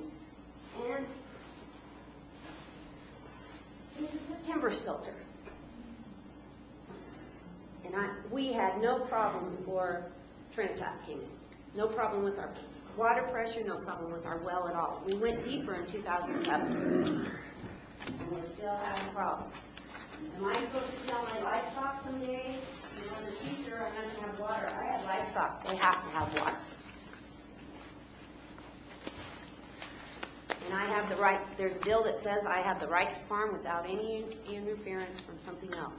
And this golf course interferes with my production of livestock, our family production. And we rely on that for our income. So I definitely advise you to deny this project, this appeal. Thank you. Thank you very much.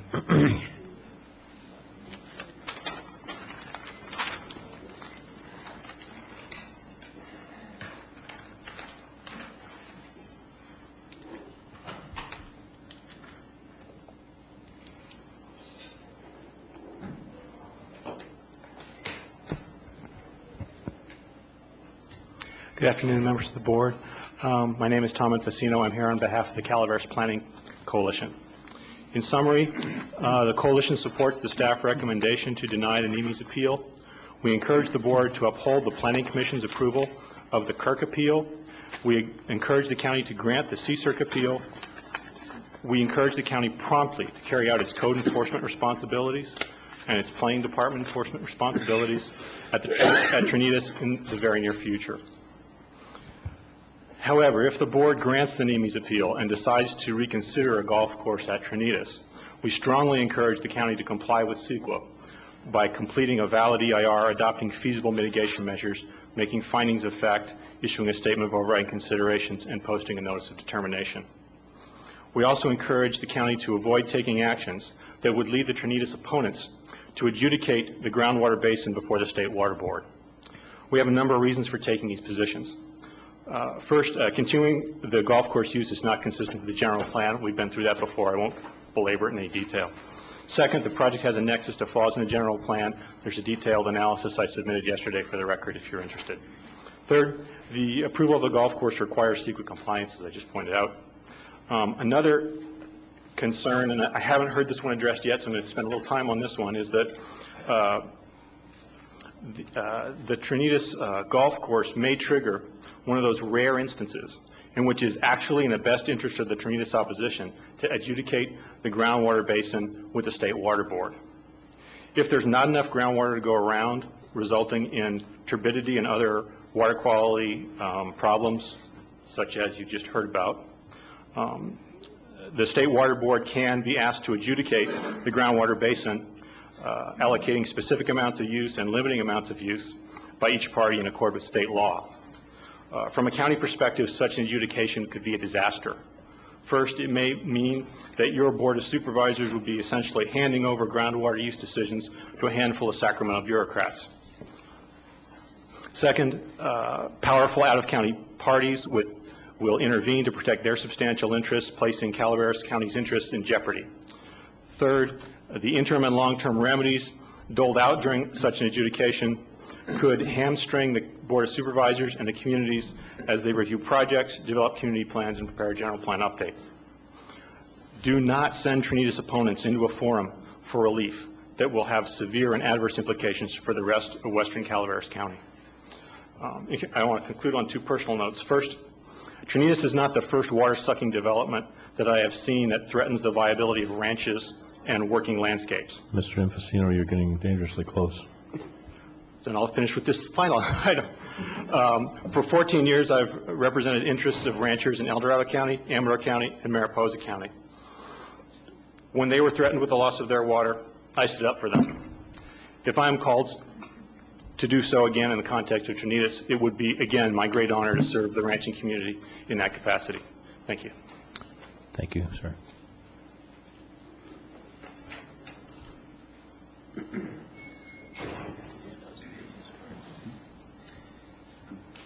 Good morning. My name is Renee Harrison. I am a resident of Live Oak and also a bordering neighbor of the golf course. I had a beautiful picture just a few seconds ago of some golfers as of Sunday playing on a hole that you can see directly out my kitchen window. And there were 4 golfers there, and there was one gentleman facing towards me and my 3 children, and he was urinating on the golf course. And my oldest son said, "Mom, look at that guy, he's peeing." And I said, "Yes, Trevor, that's inappropriate behavior." Now understand that my oldest son is autistic. He calls it like he sees it. It's black or white, and there is no gray. And he flat out told me, "Mom, that's not appropriate behavior." And I said, "You're right, Trevor, and it's not something that we need to keep looking at." So what I want to pose before you is, that's not really considered agritourism because he's not there to water the golf course, and he's not there to replenify the aquifer. He was there to play golf and to pee in front of everybody. Now, I have 3 boys. I can't imagine if it was someone with 3 girls. It's a little less offensive when it's a boy, but, my boys are young. They don't need to see that. What else is going to come next? People having sex on there? You got to wonder, if they're peeing, what else are they going to be doing? So I urge you to deny this appeal because it's going to affect me, it's going to affect my personal liberties, and I didn't ask for this. I did not ask for this. And my well is dangerously close to failing. I'm not going to have a banker come up here and tell you to bail me out when my well goes dry and I can't sell my house because I can't produce water and I can't bring it in and I can't pay for CCWD to bring in a water, supply for me. Who's going to bail me out and all the other residents that live along Live Oak whose wells are failing? Who's going to come and save me or my family? Or who's going to save my family's dream? Who? Thank you. Thank you, Renee. Hi, my name is Suzanne Sayers. I am a resident at 9451 Hospital Road. Mike Nemi is my brother. However, that has nothing to do with this. I'm up here talking. I have heard repeatedly over the years about well problems, water problems, stuff like that. I live adjacent to the property. I purchased our property back in '04 from John Sparrock. There was a well there. We have not had any well problems like the people in Live Oak are talking about. I'm a little closer. I also actually dug another well, capped it off because I was going to plant olive trees. We don't have money right now to do the planting, but we plan on doing that with our property. This is a dream for our family. I bought this property up here because we wanted to get in on the olive production business, my husband and I. But right now, as it stands, it's just like it's a question of the dream. But the water issue, that was my main focus of coming here. The wells, the problem with the livestock across the streets, the issues that have been brought up about the horses spooking. Well, we have horses. They're not spooked by the golf carts. They're not spooked by our Kawasaki mules we drive around. They're not spooked by the tractors. They're used to it. There's neighbors in front of us that live directly on Hospital Road. They have horses. They had sheep. They had a plentiful supply of sheep. Especially, they had so many that they had to actually get rid of them. But they haven't been up here to talk about it. I just know because I live behind them.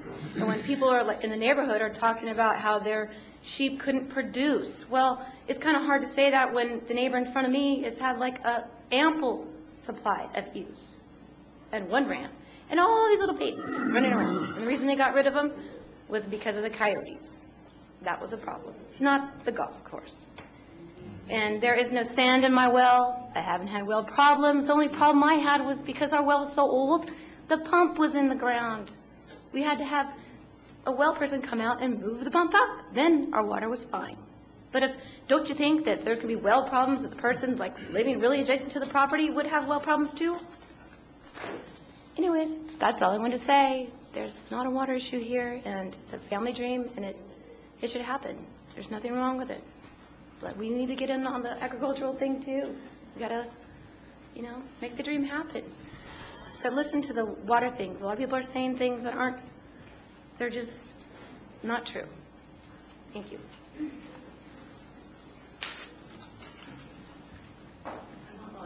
Thank you, Ms. Sayers.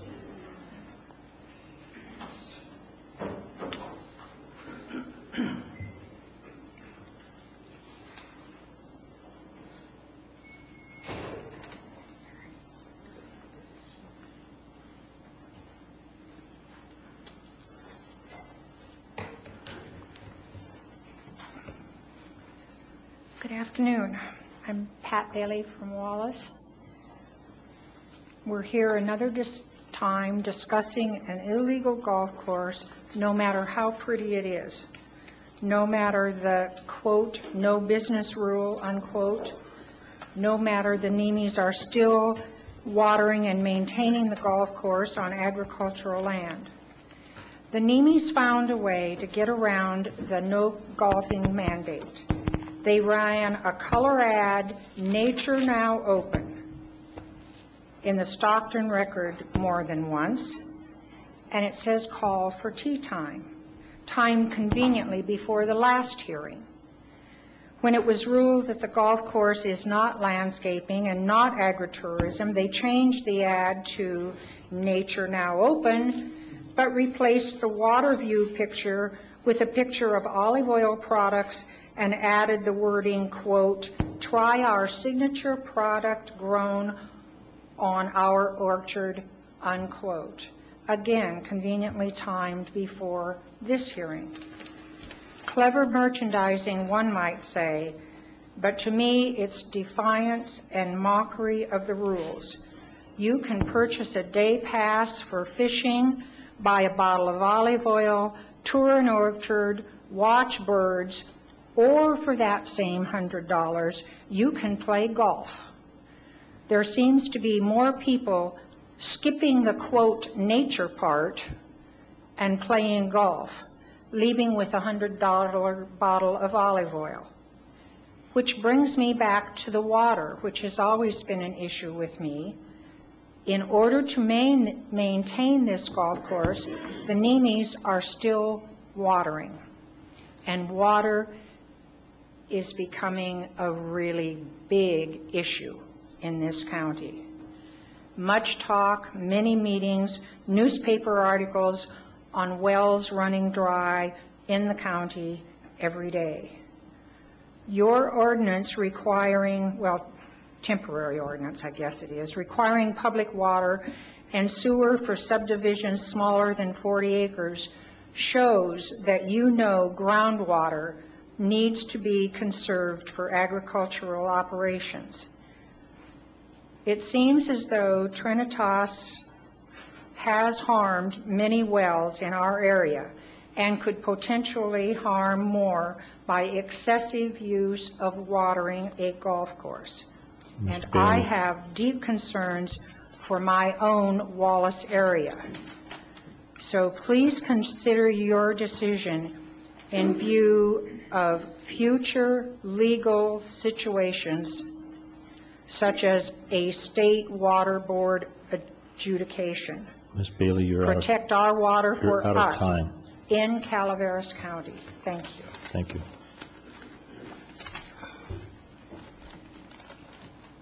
My name is Don Kuhn, and I'm from Burson.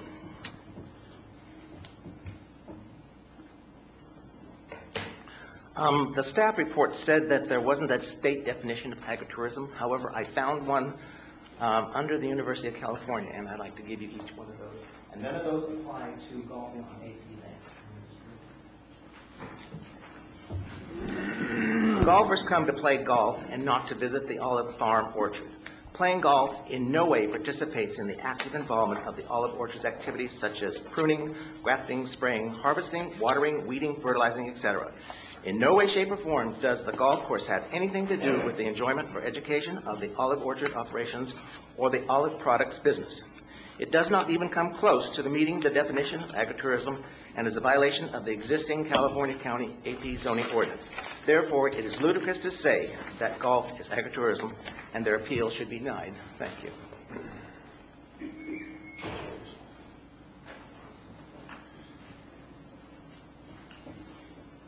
Hi, my name is Jackie Neal. I want to know where the outrage is. There should be enough outrage in this room with you and with the commissioners who've sat here, as I have, and heard them say, don't play golf, don't play golf, don't play golf, don't play golf. And they're still playing golf. They're sorry they're losing their land. I'm sorry they're losing their land. But if they were really sorry, would they have not stopped the first time they were told to play golf and then tried to play by the rules?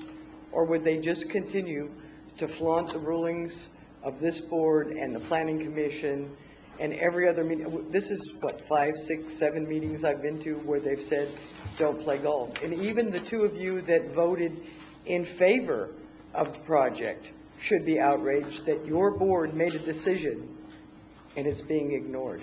Thank you.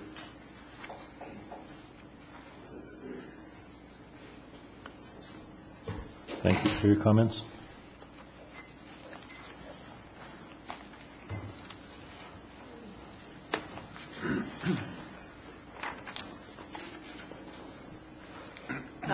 I'll be very brief, and I came up partly just to turn in for the record a disc that includes the entire final EIR. When the project was being considered, the environmental impacts were looked at.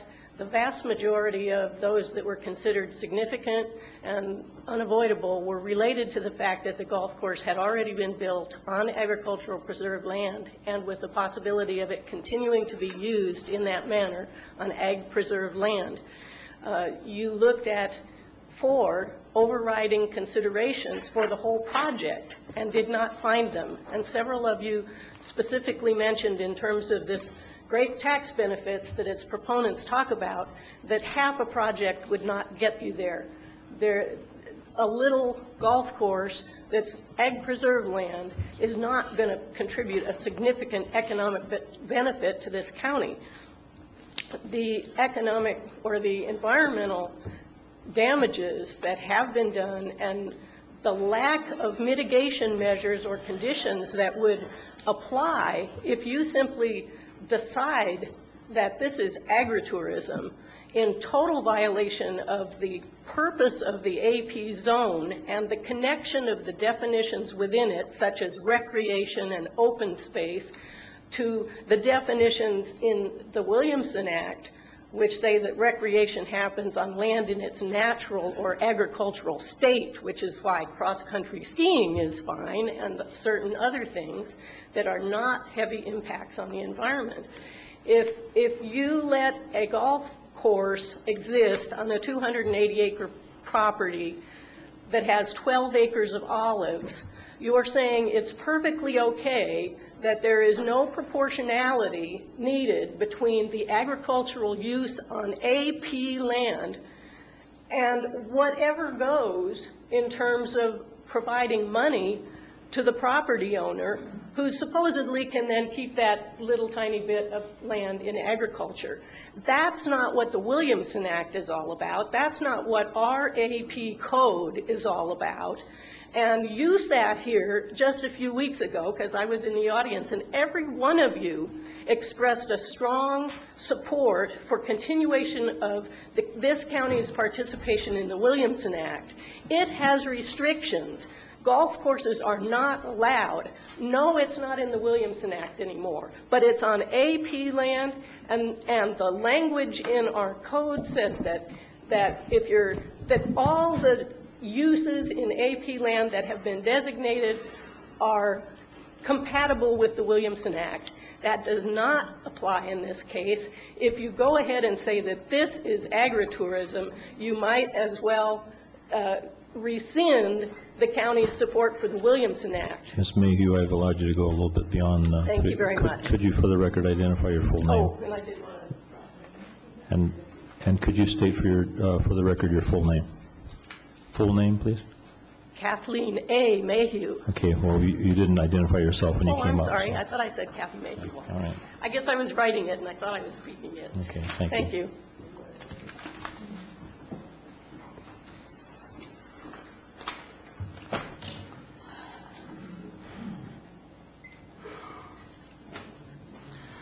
Good afternoon. My name is David Hirsch. I live about 1.5 miles north of the Trinitas project off of Hospital Road. And first, I'd like to address the young lady who spoke about the littering on our roads. And it's there because our local residents continue to litter. But I, representing Trinitas, cleaned from Highway 12 to Highway 26 myself personally, representing Trinitas twice last year, and I'm doing it again this year. People drive by and thank me. They continue to throw out those cans. Okay. Back to the real issue. I'm on the Fish and Game Commission of Calaveras County as an alternate official. And being on that commission, I hear about all these junior fishing and hunting programs offered by our commission that are all on the east side of the county. And I asked the commission, since I'm a new official, what do we have to offer on the west side of the county? And the answer was, we don't have the waterways or the areas that allow our juniors or our children to participate in those types of programs. Well, the Nemes have suggested that they'd be very much willing to not just promote golf, which is the fastest growing junior sport in America, just watch the programs, but be willing to offer hunting and fishing programs along with that on adjacent property to Trinitas, as well as ag and livestock programs for the kids in our areas that don't have that available to themselves where they live. So I'm for expanding this ag tourism. I've never heard of that term before I met Mike, but if it includes golf, I'm all for it, and what Mike's willing to promote with that golf for the juniors in our western half of the community, I think we'd be willing to listen to that and maybe compromise somewhere, and I can't believe we haven't done that yet, and get this thing taken care of and allow Trinitas to remain open. Thank you, Mr. Hurst.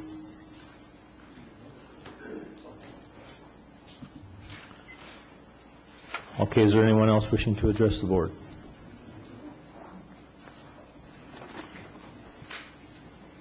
Good afternoon.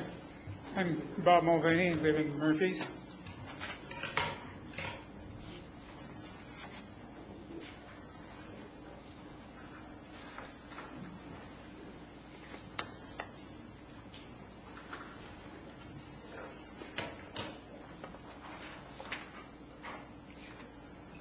But the way I see it, the problem here is with the process itself. I wrote you a letter. It's a little bit general, but you can read it at your leisure. I attached an article from Christian Science Monitor for your reading pleasure as well. But it seems to me, now I've been on 2 planning commissions. I worked for the city of San Jose for 28 years in design and construction and for civil engineers and so forth. And I think what we really need is to cut through all of the fluff here. You have to find either that, Trinitas is within the law or it's not.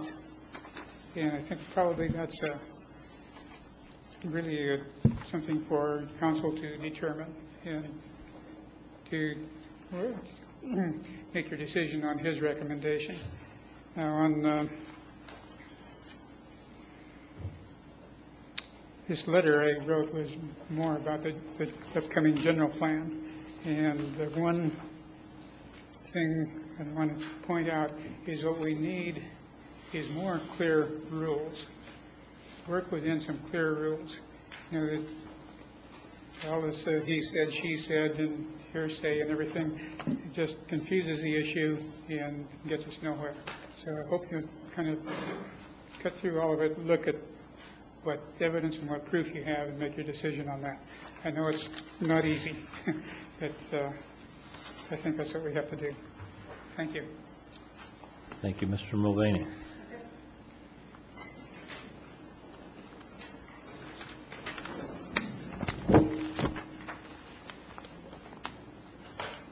Good afternoon.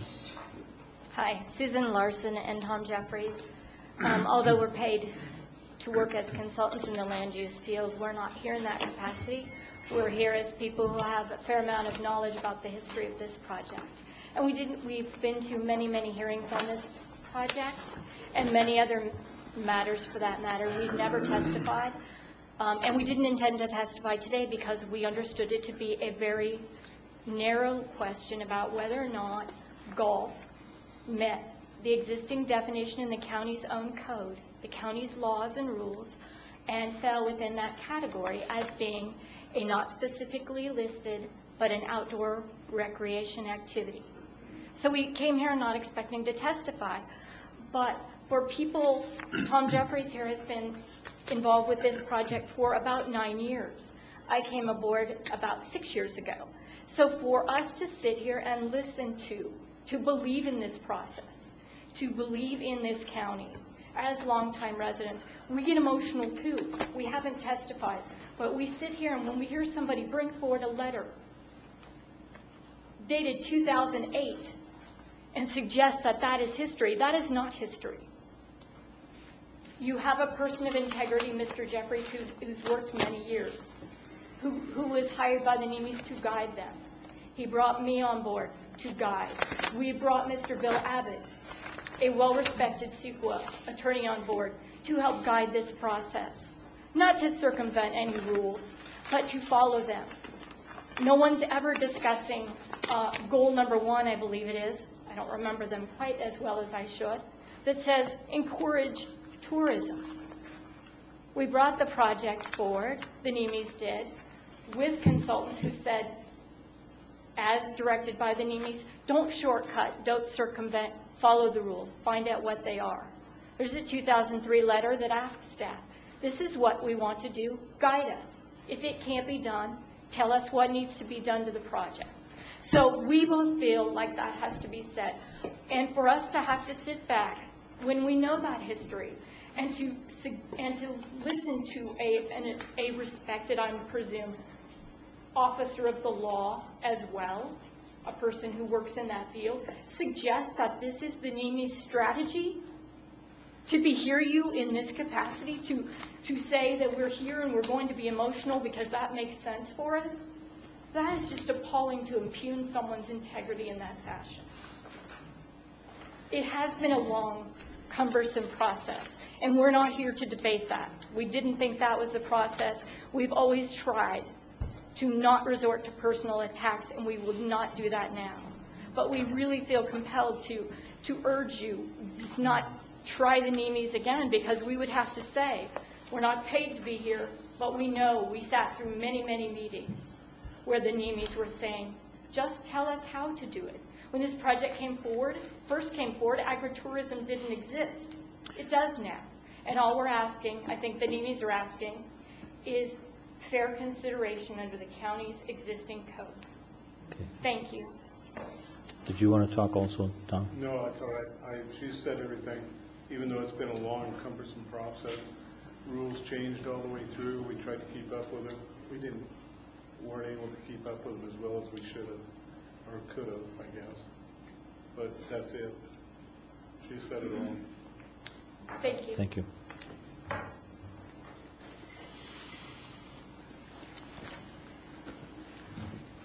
Good afternoon, Mr. Chairman, members of the board. My name is Lou Mayhew. I submitted earlier today a letter dated June 27, 2005 from Dennis O'Brien, Director of the California Department of Conservation. He was commenting on your 2005 redraft of the Ag Zoning Code. In that, he cautioned you. In fact, he suggested you go back and start again because he wanted you to consider the purpose and intent of the Williamson Act and the limited supply of agricultural land and the incompatible uses that are non-agriculture, add population unrelated to commercial agriculture operations, or convert agricultural land either directly or indirectly by threatening the conversion of the contracted land or surrounding agricultural lands. And he said the department recommends the project be recirculated in the form of an EIR. Anyway, I think that speaks very clearly. He was concerned about the number of things that were becoming permitted use in AP land, and I think also by extension in A1 land. So in the text of the letter is about 3 pages. I think there are also certainly indirect references to agritourism or that sort of thing, which can end up being quite incompatible with the goals of the Department of Conservation in preserving agricultural land. Thank you. Thank you very much, Mr. Mayhew.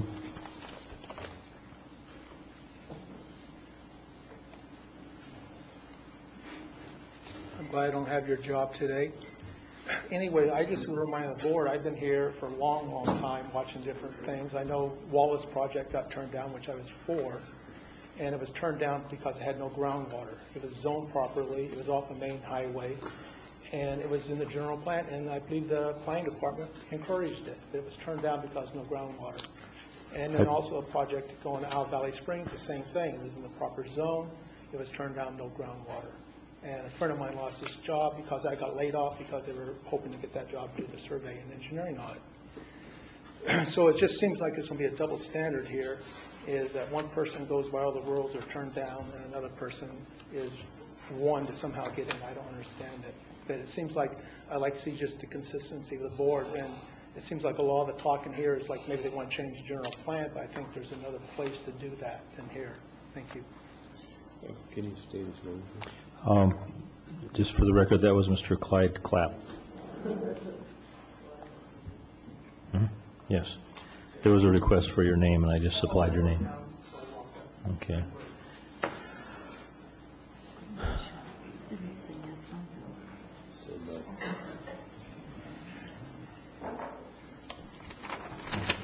Hello again.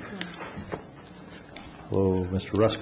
My name is Gerald Rusk. I live at 101 Melcher Lane, Burson, 7720225. We have an incredible opportunity here today. It's about damn time we take it. What we have, really, is a question between two doors. One door is to the 1930s, and the other door is to... Gerald, could you speak up, please? You bet. Thank you. Is this better? Yes. All right. You were putting her to sleep, Darrell. Wake up! Thank you, Darrell. Never mind, I'll let him in. There are two doors. There's one to the past, to the 1930s. There's one to the future that we can help along, or we can close that door too. We can open a door for the next generation, that is, our children, to design their own futures. The Nimis represent that age level, that age group. The Nimis represent an age level equal to our own children. And you look around this room. Most of the people in this room were born prior to 1950. That's a scary thought when we're planning on making decisions that are going to affect the next 50 years. The younger people in this room have a right to their own voice, and I think we need to make sure that we give them that voice. As a note to water, I've said before, I test my well accurately using CCWD instruments every April 15th and every September 15th. Since 2001, my water level has dropped 7 feet. Not per year, cumulative, 7 feet. I live just upstream from the golf course. If they were drawing down my well, I would have known it long ago. I've heard people say it's illegal. As a matter of fact, I heard one person say it's illegal, illegal, illegal, illegal. I couldn't get the fifth one in there. Yet, Janice Elliott said in court that there have been no statements that the course has been illegal. When the Nimis bought that olive orchard, there were roughly 4,000 dying olive trees. They brought those 4,000 olive trees back to life and planted 6,000 more. Now they have 10,000 olive trees with the golf course meandering through them. I think that's fantastic. And if it's necessary to have one economic operation in place in order to guarantee the survival of that agricultural operation, it makes sense to do it. It makes no sense to close that door. I urge you, absolutely, please, grant the Nimis the right to operate their own property, and do not take that property away from them, and, for that matter, away from all of us who are citizens in this county. We all have a right to a beautiful future, and their generation has a right to design it. Thank you. Thank you, Mr. Rusk. Is there anyone else wishing to address the board? Would I be able to have a few minutes to rebut the other opponents of our appeal? I just want to make sure that there are no other public comments.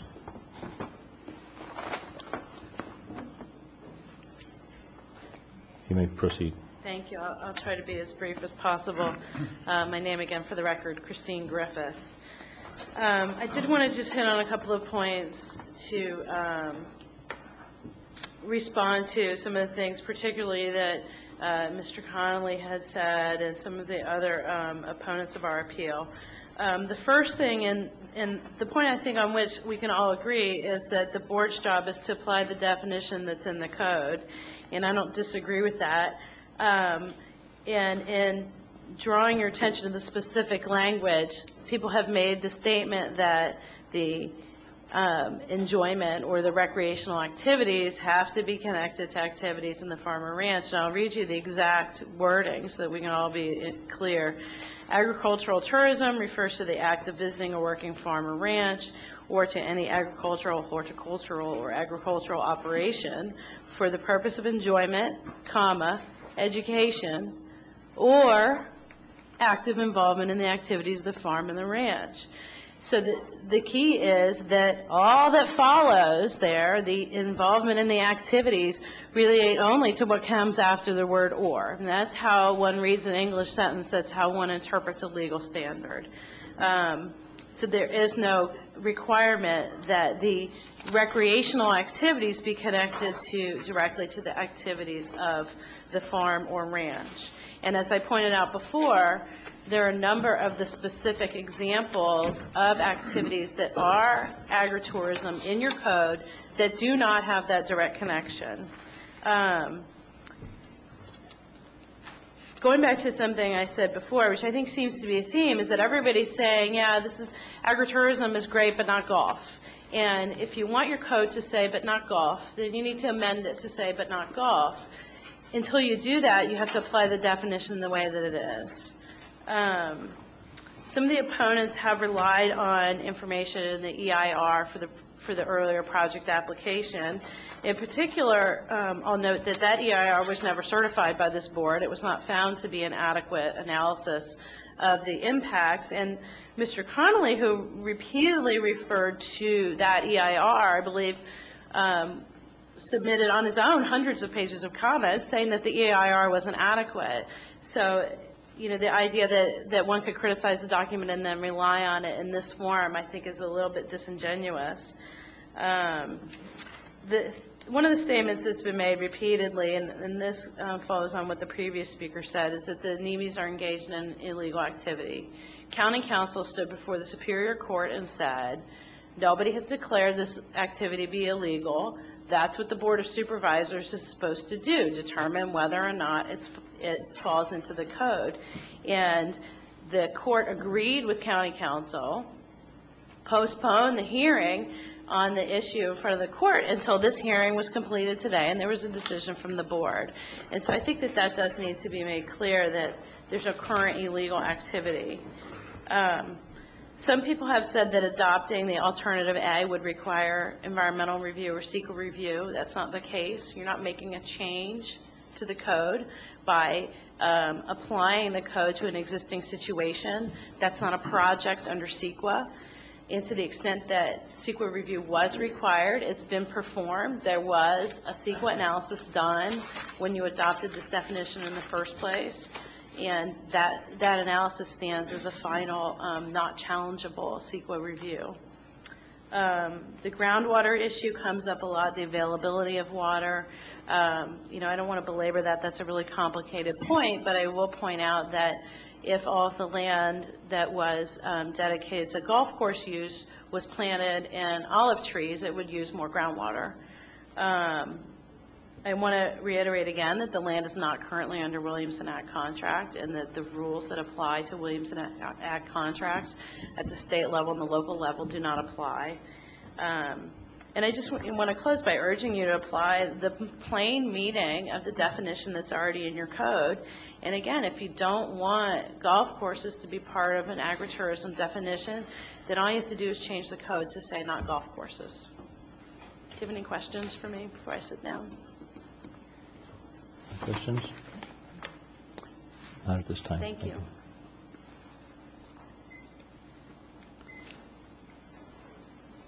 Okay, is there anyone else wishing to address the board at this time?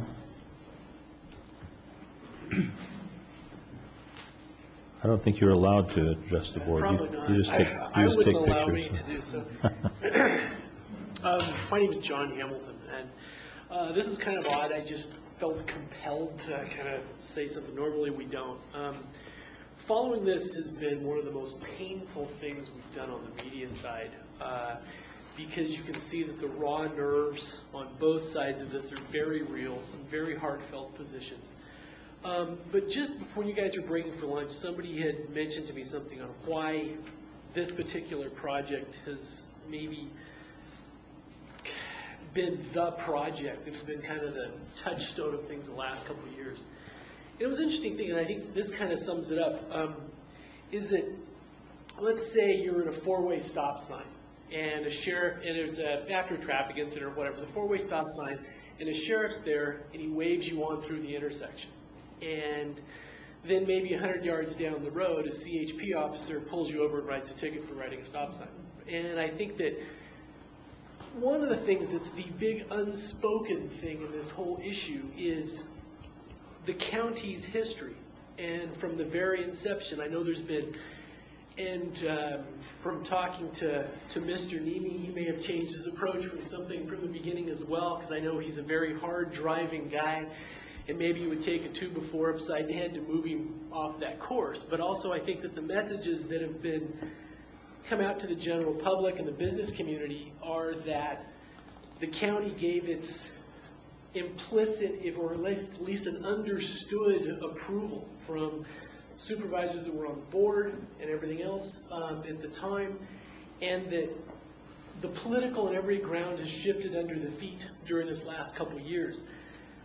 This is an imperfect world, and I think a lot of people in the community view the Board of Supervisors as, yes, you're legally bound by the legal definitions of the development, but also you're representatives of the elected population to do what is in essence fair, to split the baby in the fact to say, in an imperfect world with imperfect people, with imperfect projects, what is the best solution for those who are willing to invest time, money, capital in this county, and also to balance the things regardless of exactly how it looks between the lines. And I don't envy your jobs this afternoon, and I know and respect each of you. And but also I think that metaphor I thought was a kind of an interesting one that I hadn't heard before. Is, you know, where was the county in this? And was it analogous to some people waving somebody through an intersection and then having another branch of a similar organization say, you have to stop here, or actually penalize you for that? I don't know the answers, and I think each of, this has been a divisive that, interestingly enough, I even just disagree with my wife on the history of this project. I mean, it's interesting, and I know that maybe, and sorry to interject, I know it's not normally our habit to say so, but following this has been one of the most painful things we've ever done. And I know that you all see the real raw nerves on all sides of this. And, I think, anyway, thank you for your time. Thank you, Mr. Hamilton.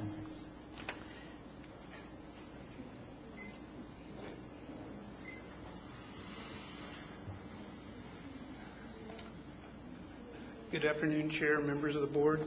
You have before you, I handed out a letter from Dan Hendricks dated October 5th regarding this project. And I'd like to just be brief because I talk too much in past things.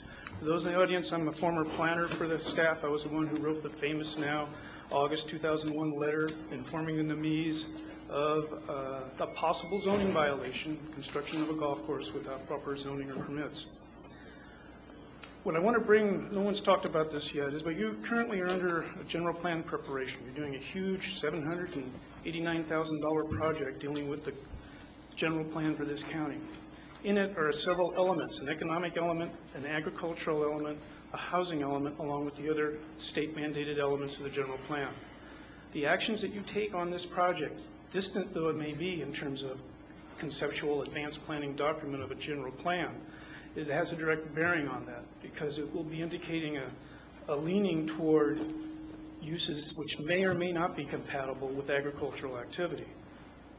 This county recently adopted the ag zoning amendments, which I participated in, that started in 2003 and went through to 2006.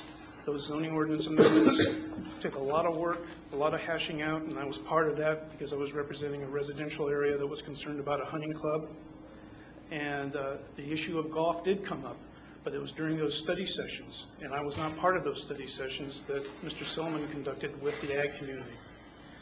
What I'd like to do is just remind the board of the complications that if you do approve this project or any portion thereof without proper state clearances or the federal agencies involved, which have not permitted this project to date, or violate the intent of the Williamson Act. This goes back to 2001 when this land, both parcels were under the Williamson Act, and construction began on portions of the course in 2002 and 2003. That the Williamson Act provisions may be withdrawn or canceled by the state from these actions that you may take. Please be aware of that. I'm concerned for our agricultural community. I don't want to see the Williamson Act put in jeopardy for those members of the community that participate in it because of this one action. Thank you very much. Okay, thank you very much, Mr. Hendricks. Is there anyone else wishing to address the board? Okay, if not,